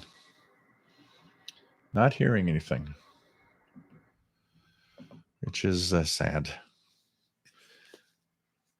What do we have? Robert Osborne, GMRS in the USA is cool. It's unlicensed in Canada, and we can't use repeaters. Nope, in Canada here, no repeaters. And it's mostly, let's put it this way, pretty much, it's mostly a kids thing, because when you listen to it, what do you have? Little families with their kids playing around with these talkies. It's like, they're here in Canada, the GMRS is like the walkie-talkies like these for us in the past. As simple as that. Mike WX50, 59 years young. I know. We're all young. We have 7I Homebrew. I'm 49 and feel like someone's great grandson in my hobby. Went to the doctor, like last year, year before, because doctors didn't meet, but the year before, and I still remember. Went to the doctor and had not seen him in a long time. So, looks at me and all this stuff, and looks at my chart or my all the information he has on me, and it's like, "You're really 50? I did not give you 50 years old." Of course, I didn't have the white beard like this. I had a little T-shirt, and it was like, and I was like, "Yep, I'm 50." It's like, okay. It was almost like, okay, bend over. I'm gonna check the prostate. um, Mobile Armor Strike Command has 4 CB radios. Well, I think I'm going to ban you from the channel. Benny, this live show is like our own club. Yeah, it is kind of the Facebook group, and this is kind of, yes, absolutely. Thinking about it, absolutely. It's like being in a club here. Absolutely. Absolutely. When you join the official Shortwave channel, you become a subscriber. It's kind of, a 30,000 plus member club, which makes it a pretty big club. Tim in Texas, you're exactly right. Too many ham clubs, so they are open, but you can't become part of the inner circle. Yeah. Robert Osborne, I love CB radio. Mark Elford, CBers have to dig hard for DX contacts and know a lot more than most hams I know. Look, there's these 2 guys. I tell you, there's these 2 guys that I hear on channel 16 at least 2 or 3 times a week. If you would see, they are not hams. And they are, one of them actually mentioned he was not interested in passing his ham ticket. But when you listen to their conversations, it is a million times more interesting to listen to them talk than 80% of whatever is on the ham bands. They are technical. They talk about their antennas, their setup. They know what they're talking about. It's crazy. And it's like, yeah, so these are knowledgeable CBers. And then you turn to 2 meters and you're like, yeah. So, you listen to it and it's like, yeah, okay. That's kind of a change. And they're ham licensed, And of course, it's okay. I mean, like we were talking earlier, it's not because you got a ham license, you got to be an expert. But you know what? Sometimes you listen to a ham, and most of them, I would say, are probably the ones that stick on the 2-meter repeaters all the time and goes to these nets, Hey, I'm Mary, and I listen to the net every night. I want to say hello to everybody and a good evening. And it's like, yeah, so that's your ham radio life, And it's okay. It's kind of a social thing for them. But you listen to them and you really wonder why they have a license. Because you listen to how, when they talk about stuff and you're like, well, you really know nothing at all. It's so surprising. And like I said, we're not expecting experts on the basic license, but I do expect just a minimum. And oftentimes you hear them talk and it's like, well, you don't even have that minimum that I would kind of, for me would be you're a ham. You should know that. You should be at least here in that knowledge. It's funny. Mobile Armor Strike Commands does not belong to a club. John Beckham, years ago in my early days of CB radio I was in a CB radio club called the Sunshine State CB Club. We talked about CB radio, antennas, standing wave problems, and so on. Cool. Mike WX50 says, I want to belong to any club that would have me as a member. Woody Allen. Barry, DX390 here. I listen to CB more than I talk on it, but have done tons of DXing. It's fun, period. Yep. Oh, you have 7i on Brazil. Start your own club. Maybe you have meetups every month or two. Those of us who can still do a road trip or flight out of there once in a while would love to hang with this group. Hey, it's part of, like I said, this is kind of a club. You just have to do an international meetup or something. Sikaris got a G90 and a 2 handy talkies, a scanner, and several short SDR radios and radio. And is radio in my book. SDR is radio in my book. Yep. Breaker. Killian radio. Agitated Coda, very strange hearing a pirate on this frequency, 12080. Yeah, mixed radio does choose quite a few interesting frequencies. I always find it interesting when he picks one up in like the 49 meter band in the middle of the international broadcast band.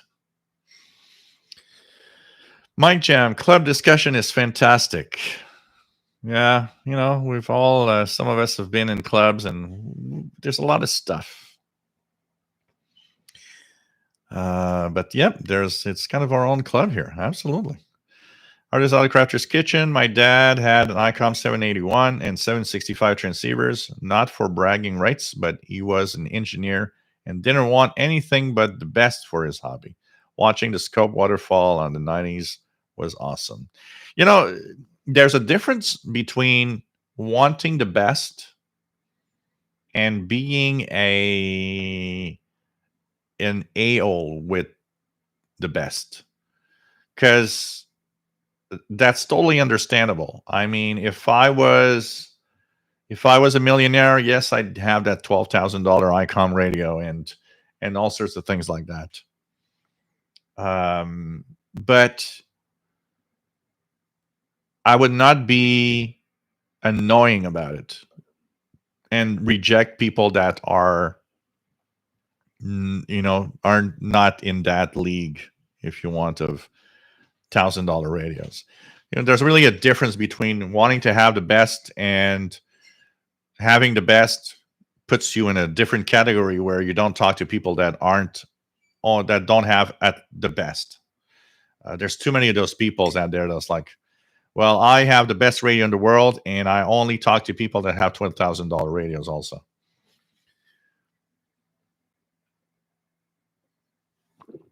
Hey, now I'll feel pressured to send you guys a personal official SWL channel club membership certificate.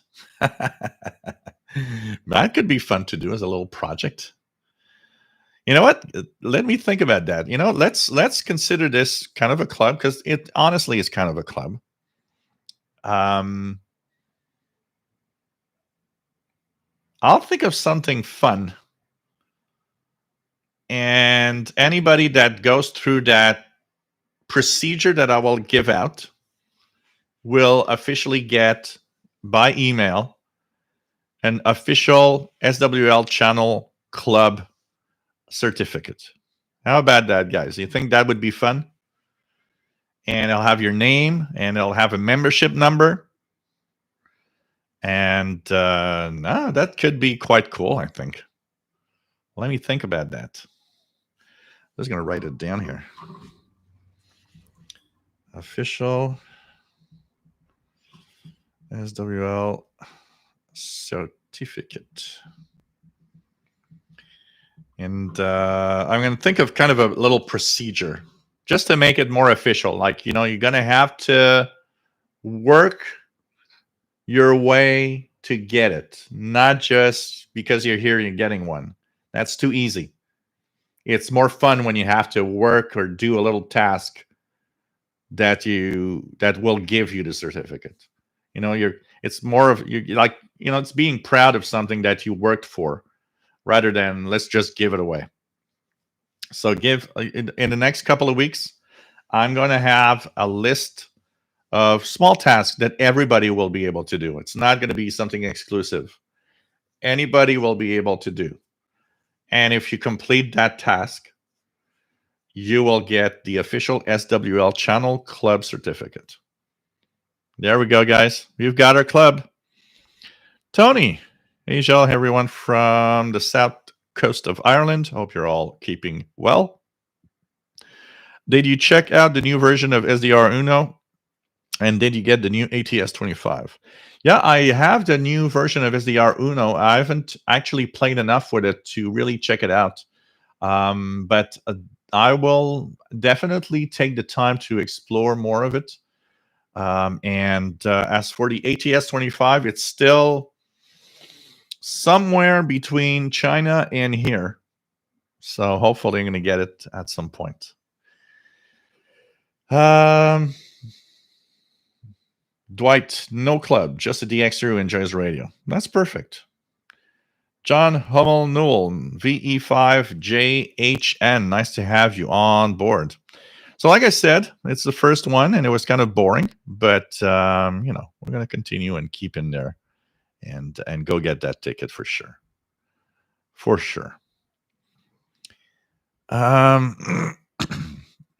Kevin, I used to help out with testing at JSARS Club out of Toms River, New Jersey.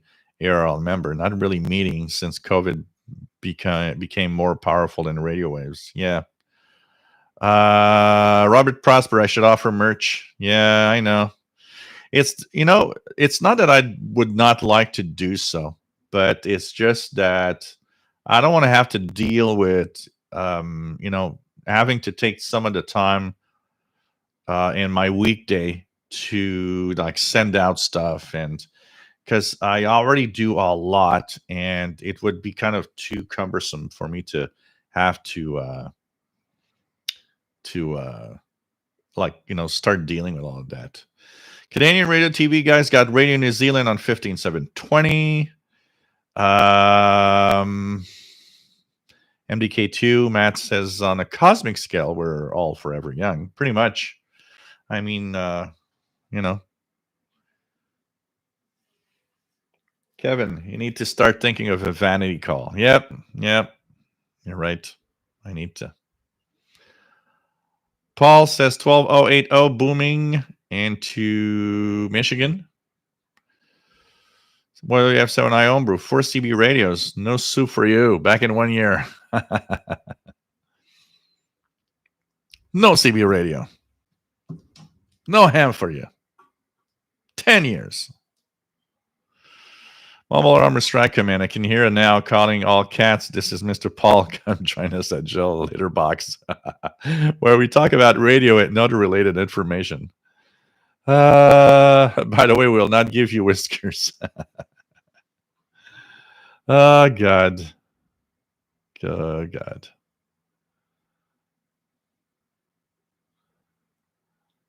Canadian Radio TV guy, 15970 broadcaster, Shortwave and so says it's Son of Hope, but I don't think that's possible.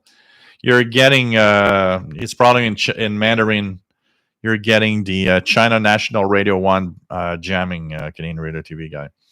Every frequency you see of Sound of Hope, it's probably a CNR1 jammer that jams actively Sound of Hope out of Taiwan. So, yep, you might be hearing the Chinese jammer on 15970. John Hummel Newell says there's so much more to ham radio than just rag chew or nets.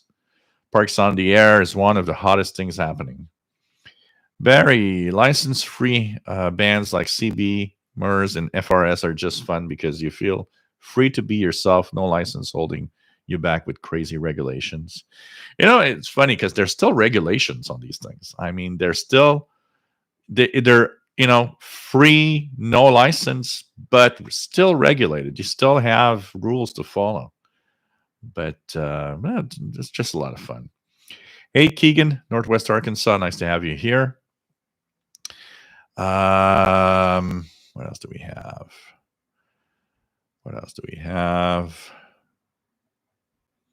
Yeah, radios are great to have in a lockdown. Absolutely. Absolutely. Hmm. Yep, like Cool AM Radio as Saturday night in North America, 8 p.m. Eastern, 0 hours UTC. Offshore History Radio is going to be aired via WRMI tonight at 5950 kilohertz. And of course, every Saturday night, thanks to Texas Radio Shortwave, there's tons of broadcasts being done. So pretty cool. Harold Cole, KO4PZD says, "Whoever dies with the most radio wins." I'm on the list. Oh God. Cold Water started in CB before ham around 1982. Had a mobile rig and giant handheld programmed in the channels for receive on my IC 7300, but nothing. I'm also not in a great location. It a lot of actually were CBers before they became amateur radio operators. Honestly, that's for sure.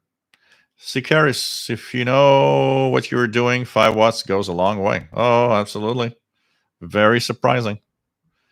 D Export, thanks, Shell, for your channels and for hosting these live chats. Many of us really appreciate it.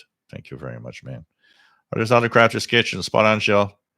Used to laugh at guys with the same radios that had poorly modulated signals and didn't know how to operate. Yet there were guys with vintage gear that were highly knowledgeable. Yep.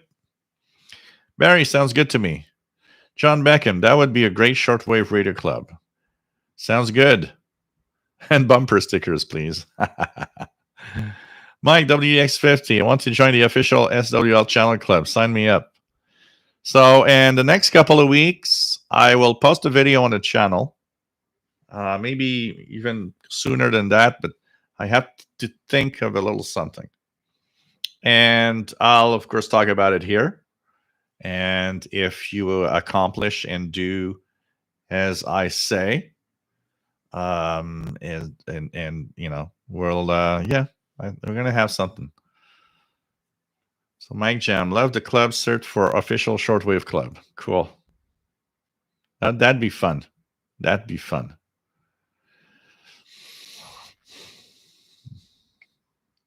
Tony, okay, thanks, Joe. The slow boats from China were never as slow as they are now and more costly.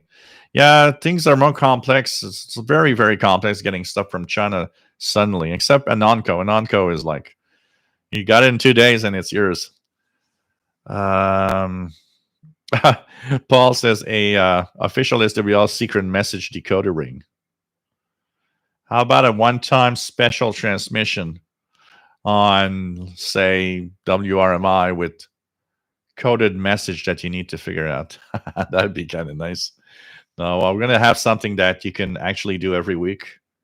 And if you satisfy the criteria, you're getting your certificate. John Beckham, what is your favorite, the vacuum tube or the transistor? Both. I don't have a preference. Each have their charms. Vacuum tubes are kind of cool, and old radios are kind of nice, and that absolutely. But you know, transistor radios. What I would say made maybe the fun in radio less fun is that there's too much integrated circuits that do everything. You know, like today's radios with the SI 4734 chip. That's a radio in a chip. It's a little box, a little black box that it's a radio. You know, like these talkies. They're from an era where a lot of what had to be done, well, was designed with transistors, capacitors, and resistors rather than an IC that does the job. So that's why these things are bigger. That's why radios are big, because, well, to do that circuit, we had to lay out, you know, dozens of transistors and capacitors and diodes and resistors and coils, because you need all of that space to do that circuit Today, it's like, oh, well, I've got that little chip. It's all done there. It's like, okay. That, I have to say, takes a little bit of fun out of the design of radios. But for the rest, both transistor radios and tube radios are great. Project Prosper, have you ever built a radio around one of your cat's whiskers? No, I actually have never done anything that is a cat's whisker type radio. Steve, what's your opinion on web SDRs? It's fine. I got nothing wrong about web SDRs, like the Kiwi SDR stuff. That's great. It's a radio plugged somewhere and streaming over the internet. If you don't have a radio, you better have, you better have that to listen than nothing at all. E3IEK, by the way, Joe, when you get your ticket, we need to do a live QSO party. Yeah, absolutely. I'll probably do some stuff like, the official Shortwave channel QSO party or something. It's like, and all the hams that will contact me will get a special QSL of some sort. Benny, I just purchased a PL330 so I could do with a official Shortwave radio stand. Sell those bad boys on eBay. John Beckham, I was a big fan of the cheap old ground plane with droopy radials as a CB base antenna. Man.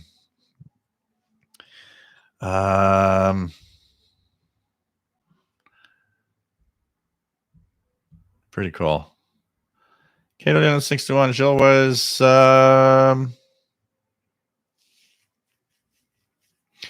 I did not. I did not request any songs on the Voice of the Report of the Week, but I did write this week. Actually, I wrote John this week. I stumbled upon Voice of the Report of the Week on Tuesday. I think it was Tuesday afternoon. So I have my when you're self-employed, there is a schedule. You do have a schedule in your day. You do plan stuff in a certain way. So when I wake up in the morning, my first hour and a half is reading the news, having my coffee, then getting into, doing my YouTube videos and stuff and working. But if I've done pretty much everything I wanted to do in a day, around 4 p.m. local time, which is 20 hours UTC, I will usually step back from all of it because I've been like doing videos for a few hours and, got to take a break a little bit. And I will do some, when the weather is nice, I go outside on the balcony and tune the radio to some frequency. If not, well, inside, I'll be tuning the radio or, doing other stuff. And so 15770 is always my favorite frequency around 5 p.m. local, which is 21 UT. Why? I listen to both the English and French language Radio Prague transmission. That's always a good signal here via WRMI. And what happens is that before that, there's some other broadcasts. So for a long time, it's been that a preacher that's, on before. So I tune somewhere else. I listen to other stuff. I listen to Radio Romania at 2030 on 13650, stuff like that. But this week, I tune 15770 just to check out if propagation is good enough and it works well. And it's the Voice of the Report of the Week. So I'm like, oh, well, I'm going to listen to the Voice of the Report of the Week before I listen to Radio Prague. And it gave me the idea because as I was listening to him, and it was a rebroadcast of a show of a year ago, I decided to write to him because I was in the middle. When I punched in the frequency, he was in the middle of, well, if you want to let us know if you're listening out there. And it's been a long time since I'd written to John to let him know that, I was listening. So I actually wrote to him on Tuesday. So I don't know if you mentioned my name or something, but no, I didn't ask for any songs or anything, but I had talked about because the show that he was doing this week, which was a year ago, he was talking about Lindsay Sterling, and he was saying that he didn't really know who she was much, and he was kind of discovering her. And I just mentioned that my nephew, Gabriel, is a really huge fan. He actually went to see her live in concert several times. So I was actually telling him, I said, well, my nephew knows everything about Lindsay Sterling. He's a big fan. And I was just mentioning that, she's a pretty amazing performer. So I don't know if you heard my name or something, but it's possible because I did write this week to say to say to say hello. What else do we have? What else do we have?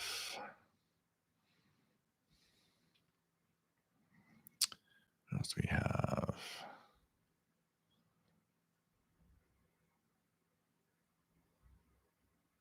Robert Prosper, those big radios generally came with big speakers and much better audio.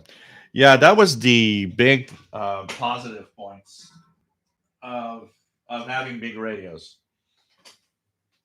Sorry, guys, I'm just going to pick up this one is Pineapple. So, yeah, big radios meant big speakers and often had really nice audio. Absolutely. That was the deal. But today it's surprising with the new technologies and the kind of Bose style audio that they do in those radios. It's very surprising, the audio even of small radios today, if they designed them right. But definitely those were really, really cool. Okay. The export, Gel merch, official Shortwave merch, Paul merch. Sounds like a plan. Mobile Armor Strike Command this afternoon made contact with WC8VOA. Oh, that's cool. Dave, nice to have you here from Melbourne, Australia. Keegan, I would get my dad W9JEF on the official Shortwave QSO party. David says, official Shortwave channel, yes. It would be pretty cool for you to log your first HF QSOs from amongst us here. Absolutely. Absolutely. Barry, one of the problems with radio on a chip is in most cases you give up the benefits of super het circuits, but they each have their uses. So, it's technology's changing, and we gotta go with it. Paul, official Shortwave Gel bobblehead collectible limited edition. Oh God. Dwight, I have a PL330 coming right now with a realistic Patrolman Shortwave 60 picked up for $20. Cool. That's fun. Oh, you dedicated a song to me on Thursday. Oh, this is cool. I'm gonna try to listen. Is the show repeat? Is there a repeat of that show at other times? I need to check it out. I wasn't listening. You know what? The worst part, I almost always listen on the Thursday evening show, and I, for some reason, didn't listen. It was after my ham radio course that ended at like 9 some p.m. So maybe that's why I wasn't listening. But wow, okay, I need to check it out if there's a repeat of that show. Yeah, it doesn't surprise me because I wanted to say hi to him and saying that I found it.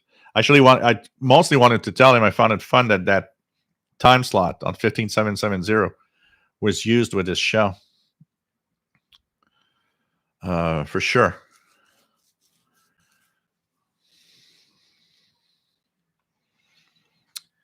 What else do we have?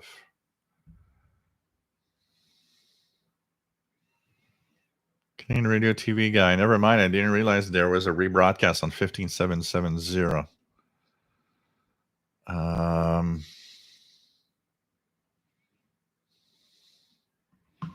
Yeah, there was a rebroadcast last Tuesday.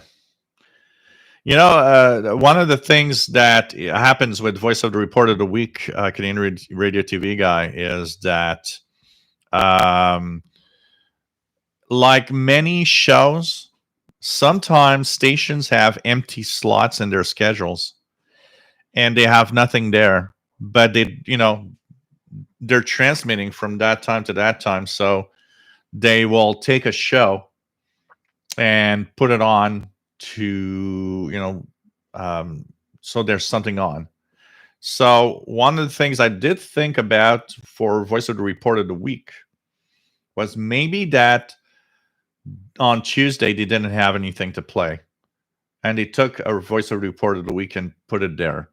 It happened. The same thing happens with Glenn Hauser's World of Radio. Glenn Hauser's World of Radio. Sometimes they have an empty time slot, and what happened is that they use that empty time slot to, put Voice of World of Radio show for half an hour, for example. I've even had moments when I've heard like World of Radio and AWR Wave Scan in a slot that they had nothing else to play for 1 week. You know what? They obviously have a few time slots that they probably have available, because Tuesday was Voice of the Report of the Week, and I think was Wednesday that I heard AWR Wave Scan at 2030 UT on 15770, which is not listed anywhere. John Beckham, if you ever build crystal radios, you probably need a 1N34A silicon diode in the circuit. Yeah, well, the only crystal radio that I had built was the one from Radio Shack. That they had a little very inexpensive. I remember I picked it up because it was very inexpensive, like not even $10. And that, it had the little diode, the tuning, the ferrite with the coil, and the and those like one little earphone to listen to. I had a lot of fun with that, honestly. I really had a lot of fun with that. What else do we have?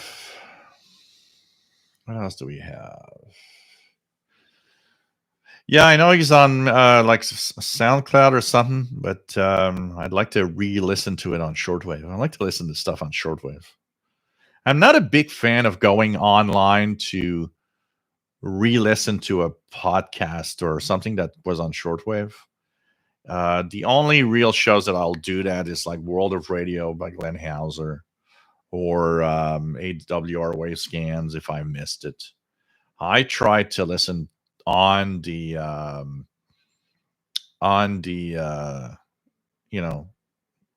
honestly, I often want to listen to the radio more than anything else. It's like World of Radio. I get a kick out of listening to it on the radio, not on a podcast.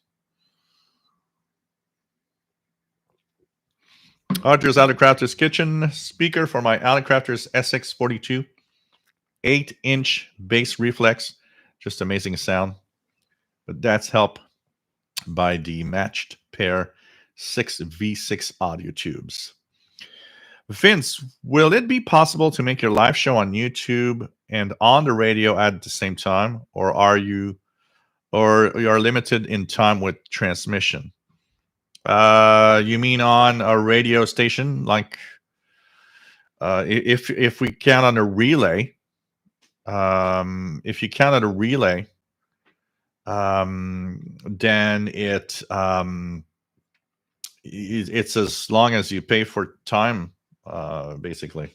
For example, this show could technically be on the air live as I'm doing it, say on WRMI. It's totally possible. And all is needed is to pay for the time slot needed for the show. So if I do a 3-hour show, then pay for 3 hours of time, airtime, to have it, play for 3 hours. That's as simple as that. So that could be a fun thing to do at some point, just for the fun of it. Do a like, my live show would also be aired over shortwave or something. It's been several times due to pirate radio operators that actually have rebroadcast my show live. What date was it aired? Well, it was Thursday, so it was October 23rd. Hard as Crafter's Kitchen. You have to re-listen to World of Radio. Hauser talks as fast as he did in the 70s. Oh, World of Radio is a show you have to listen to. You have to listen to 3 or 4 times. He's got jammed packed so much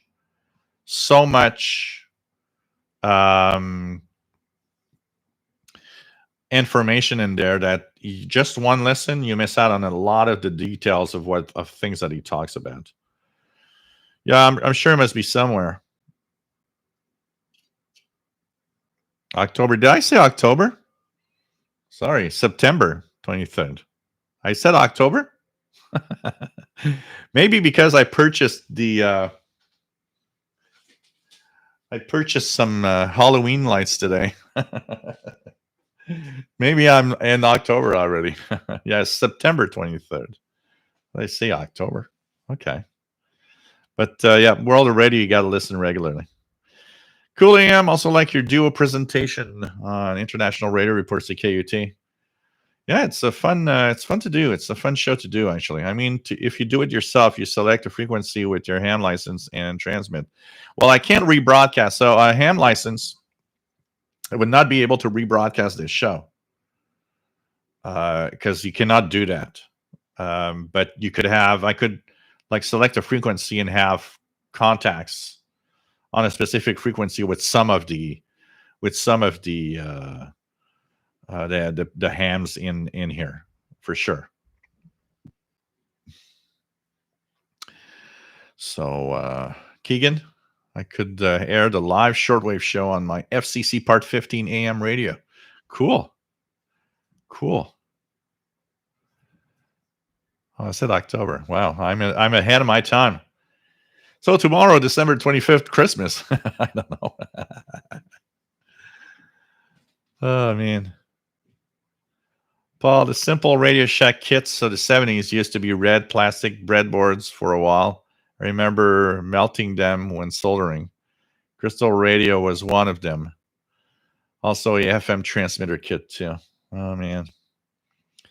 The one that I had was the one with the little wires, like the little springs. And you just put the wires between the components, and that's it. And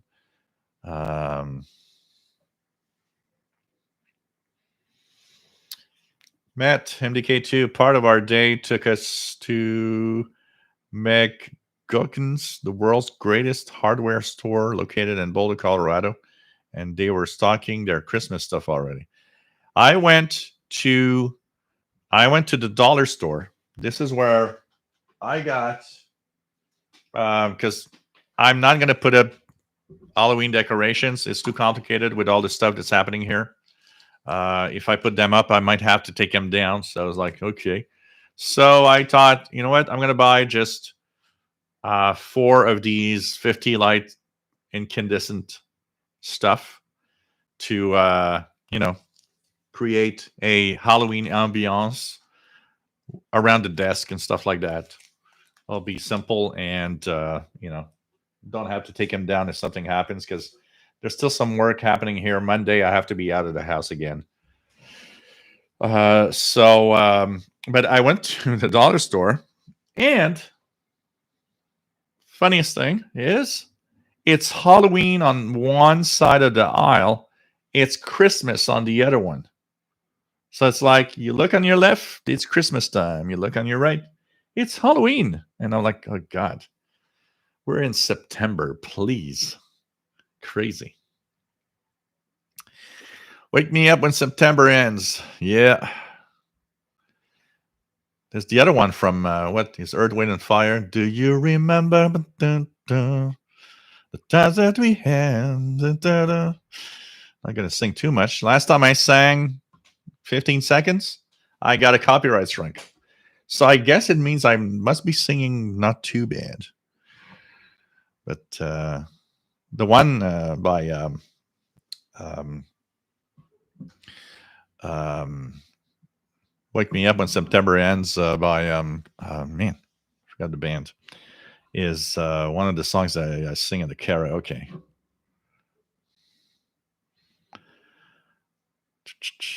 Summer has gone and passed. So Keegan, here's the International Radio Report on CKUT on his FCC Part 15 radio station.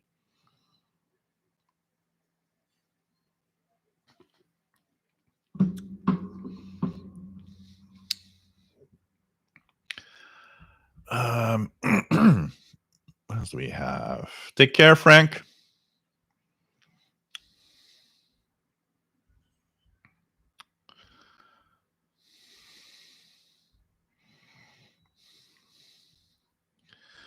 What else do we have here?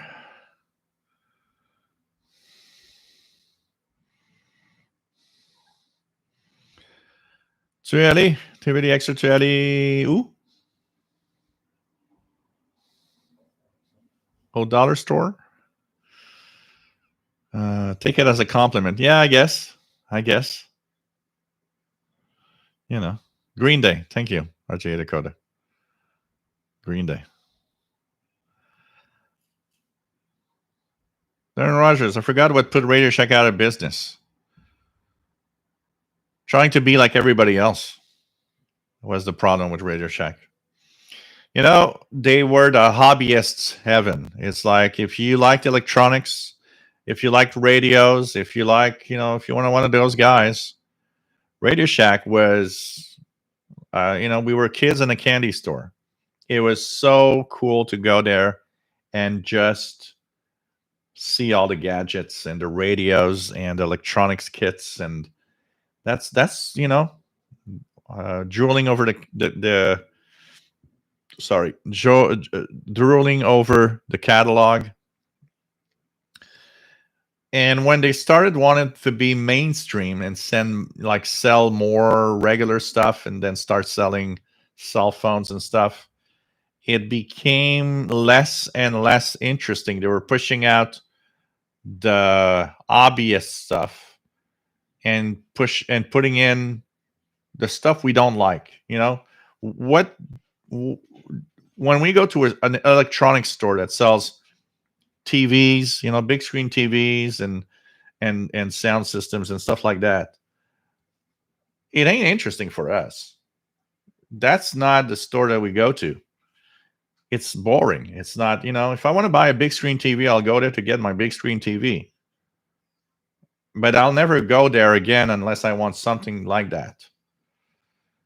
Radio Shack was the hobbyist fun place,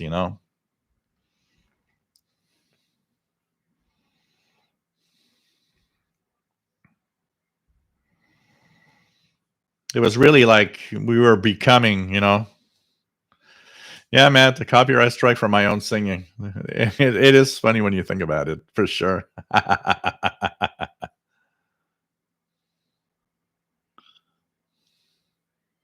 Oh, you got more beer at TVDX, okay. But yeah, when they became too mainstream, it did always. And do you guys remember? I don't know if all Radio Shacks were like that. Do you guys remember going into a Radio Shack? A lot of the stores had kind of a smell to it. I don't know if it's all the electronics that they had or the way that it was. It was kind of a certain smell or a certain scent. It's almost as if, from outside we would just like smell our way through to Radio Shack. Like the store here, the Addison Electronics, which is a electronic surplus store that I have not far from here, which is probably the closest thing that still makes me remember of a Radio Shack. There's a scent, a smell in that store that is the same from when I was young, and even worse. in times of COVID, when the store wasn't open, they would still do so you could buy online. I bought something online. I opened the box. In the box, it smelled like the store. And I was like, oh man, it smells like Addison Electronics. It had the scent. And it's like, whoa, okay. And it had the scent. Barry, Radio Shack parts drawers that told the sales associates to leave me alone because I knew what I wanted. Yeah. I remember I was because I probably were on commission, I would guess. I remember going there a few times, and one of the guys was like, "So you're looking for?" It's like, I'll leave me alone. I'll tell you when I have chosen what I want. I know what I want, and I know what the stuff is here. Okay, just leave me alone for now.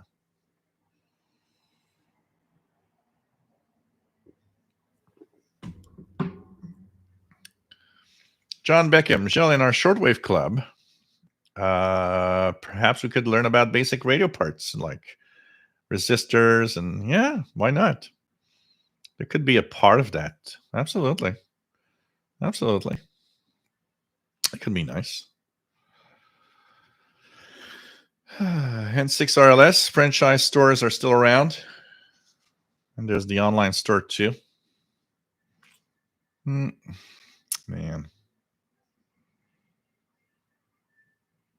Oh, wow.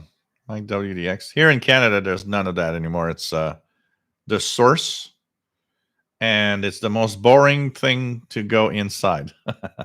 I went to the source not near where I live, which was a Radio Shack when I was younger. I went in. I went all around. I came out and was like, well, nothing interesting in here. It was boring. And there was nobody in the store. Do you guys remember in the 80s, Radio Shack was always full of people? It's like when you bought something, you had to wait in line almost to, at the cash register until somebody was ready to handle your, okay, you're going to buy that. It was always full of people. And Christmas was crazy. It was like full of people multiplied by 1,000. JDA Dakota were trying to diversify into everything electronics store. And they were, yeah. If they kept it like it was, maybe they would have survived with us older guys. Rob says, remembers the Radio Shack smell. Keegan, I remember Radio Shack smell or scent. My WX50. I love the smell of shortwave radio in the morning. We're going to do something. It's like, what's that cologne? It's called SWL number 1. Chanel number 5. We're going to have SWL number 5. The scent for the shortwave radio geek. You go on a date and it's like, oh, that perfume you're wearing smells quite peculiar. What is it? Oh, well, I wasn't sure between the Radio Shack scent or the SWL number 5. Ah, man. John Beckham, yes, that Transformer smell. Jeff McLeod says, I got a police scanner kit at Radio Shack, built it, and have scanners to this day. Oh, man. Coldwater. Radio Shack was definitely a fun store in that catalog. The Radio Shack that was near me got pretty sad at the end. Cell phone store with tiny section of other stuff like cheap RC cars. Yeah. It's probably like a electronics smell, because electronics do have a scent to them because of the poisonous chemicals that are used in it. So we got all that scent that made me die of cancer or something.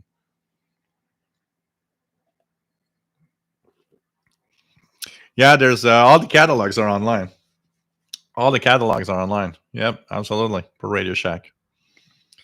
All right, JDA Dakota, the vinyl or plastic smell. There may be a bit of leather with some use for the cabinetry. Yeah. Chaz Sankai 2, Miss Radio Shack, Battery of the Month Club. Oh, yeah. Battery of the Month Club. 9-volt battery every month. John Hummel Newell.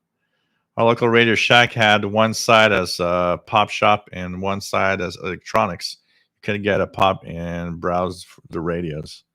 Wow. Oh, man. Robert Prosper misses Heathkit. Yeah, that the good old days. Good old days.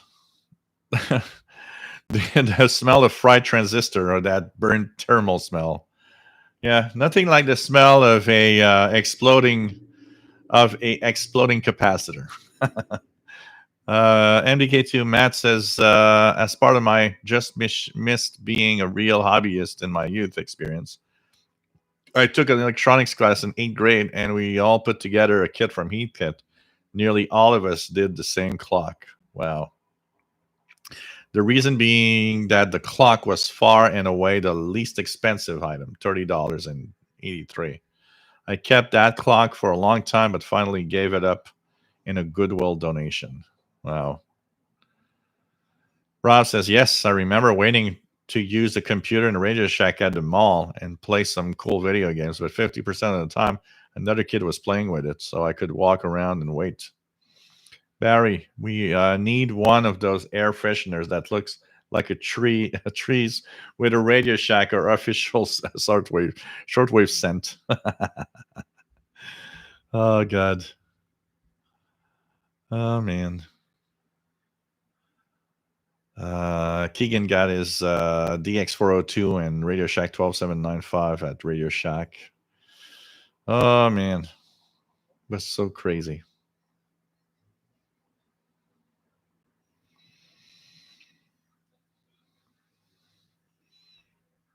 KW 1161 worked at Radio Shack in the late 80s. Pay minimum wage plus commission if you could sell at least one ticket item a day. Coldwater, first computer ever saw TRS 80 in 79. Man. Crazy. Crazy. Can I receive 4870? I can try it.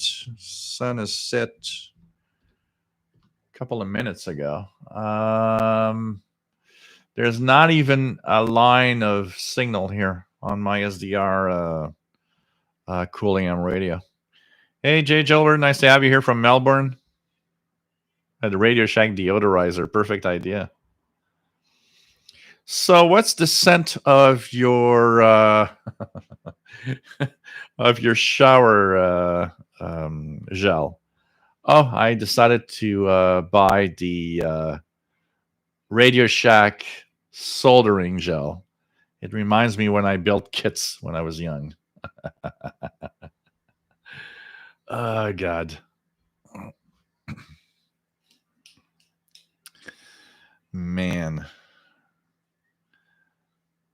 John Beckham, the best thing I've ever got from Radio Shack was their handheld 5-watt Dynacom walkie-talkie. Shadrock Dead Project TV. Nice to have you here. Yeah, I got my S450, my Grenic S450 DLX that I got was the store was already changed to the Source at the time. I don't remember when I did shave my beard last time. Sometime a couple of months ago. Nothing like that scent of solder in the morning. Yes, absolutely. What there's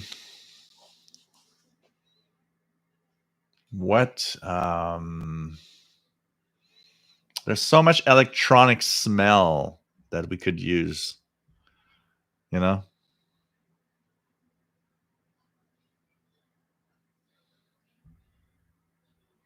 It's just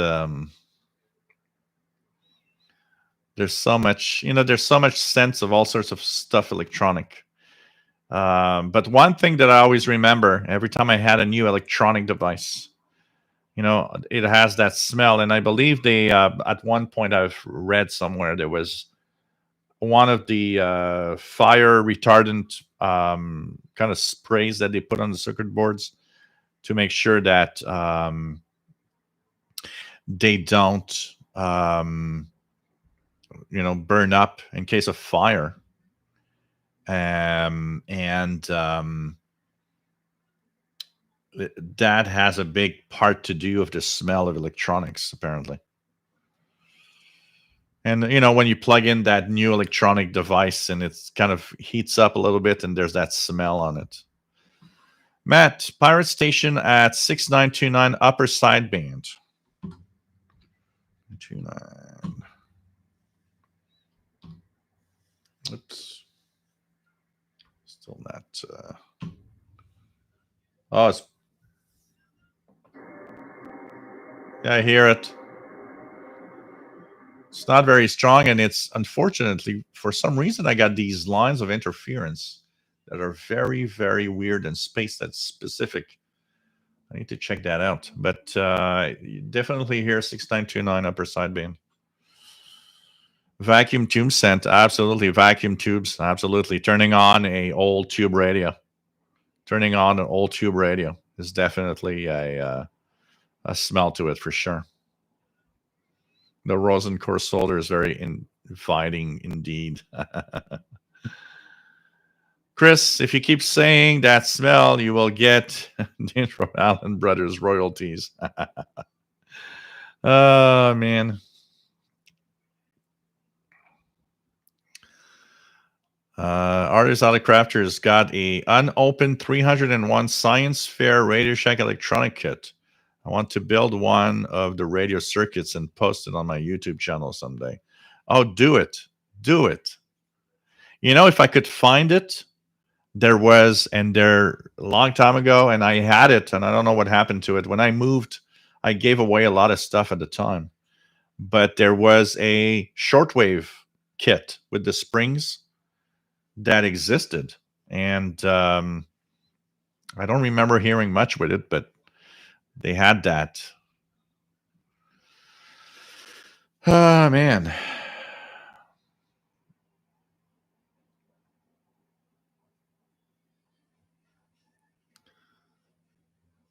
Well, you could turn on like 20, in the winter's day, you would turn on like 10 tube radios in your room, and that you don't even need to heat it up.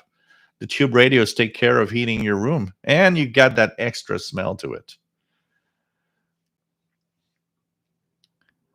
What is that smell? That cologne you're wearing? Oh, tube receiver 101.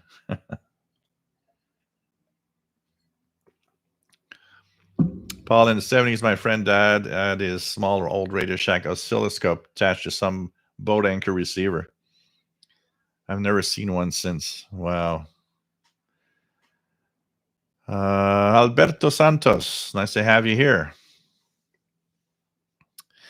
So, hey guys, we've been on for 3 hours and 12 minutes. It was a fun show tonight. Hope you enjoyed. I will be going to make lasagna, so I need to start preparing it unless I want to eat at midnight. Tomorrow is going to be my second radio course, so I'm going to take it easy tonight. Listen to the radio. Post when I'm listening on the Facebook group. Don't forget the pirate radio on 5950 kilohertz in 45 minutes time from now, pretty much. So thanks for being here, and we're going to check it out for an official certificate of some sort, and a little something that you guys will have to do to work your way into that certificate. I think it's going to be kind of nice. So take care, everybody. Love you all. Stay safe, and hope you enjoyed the show tonight, and take care. So we'll be back next week with our 2 shows. So see you Wednesday at 8 p.m. Eastern, 0 hours Universal Time. And take care. And don't forget, you guys can go to the Facebook page and have fun there, sharing what you're listening tonight and in the days and weeks ahead. Take care, everybody. Stay safe. Love you all.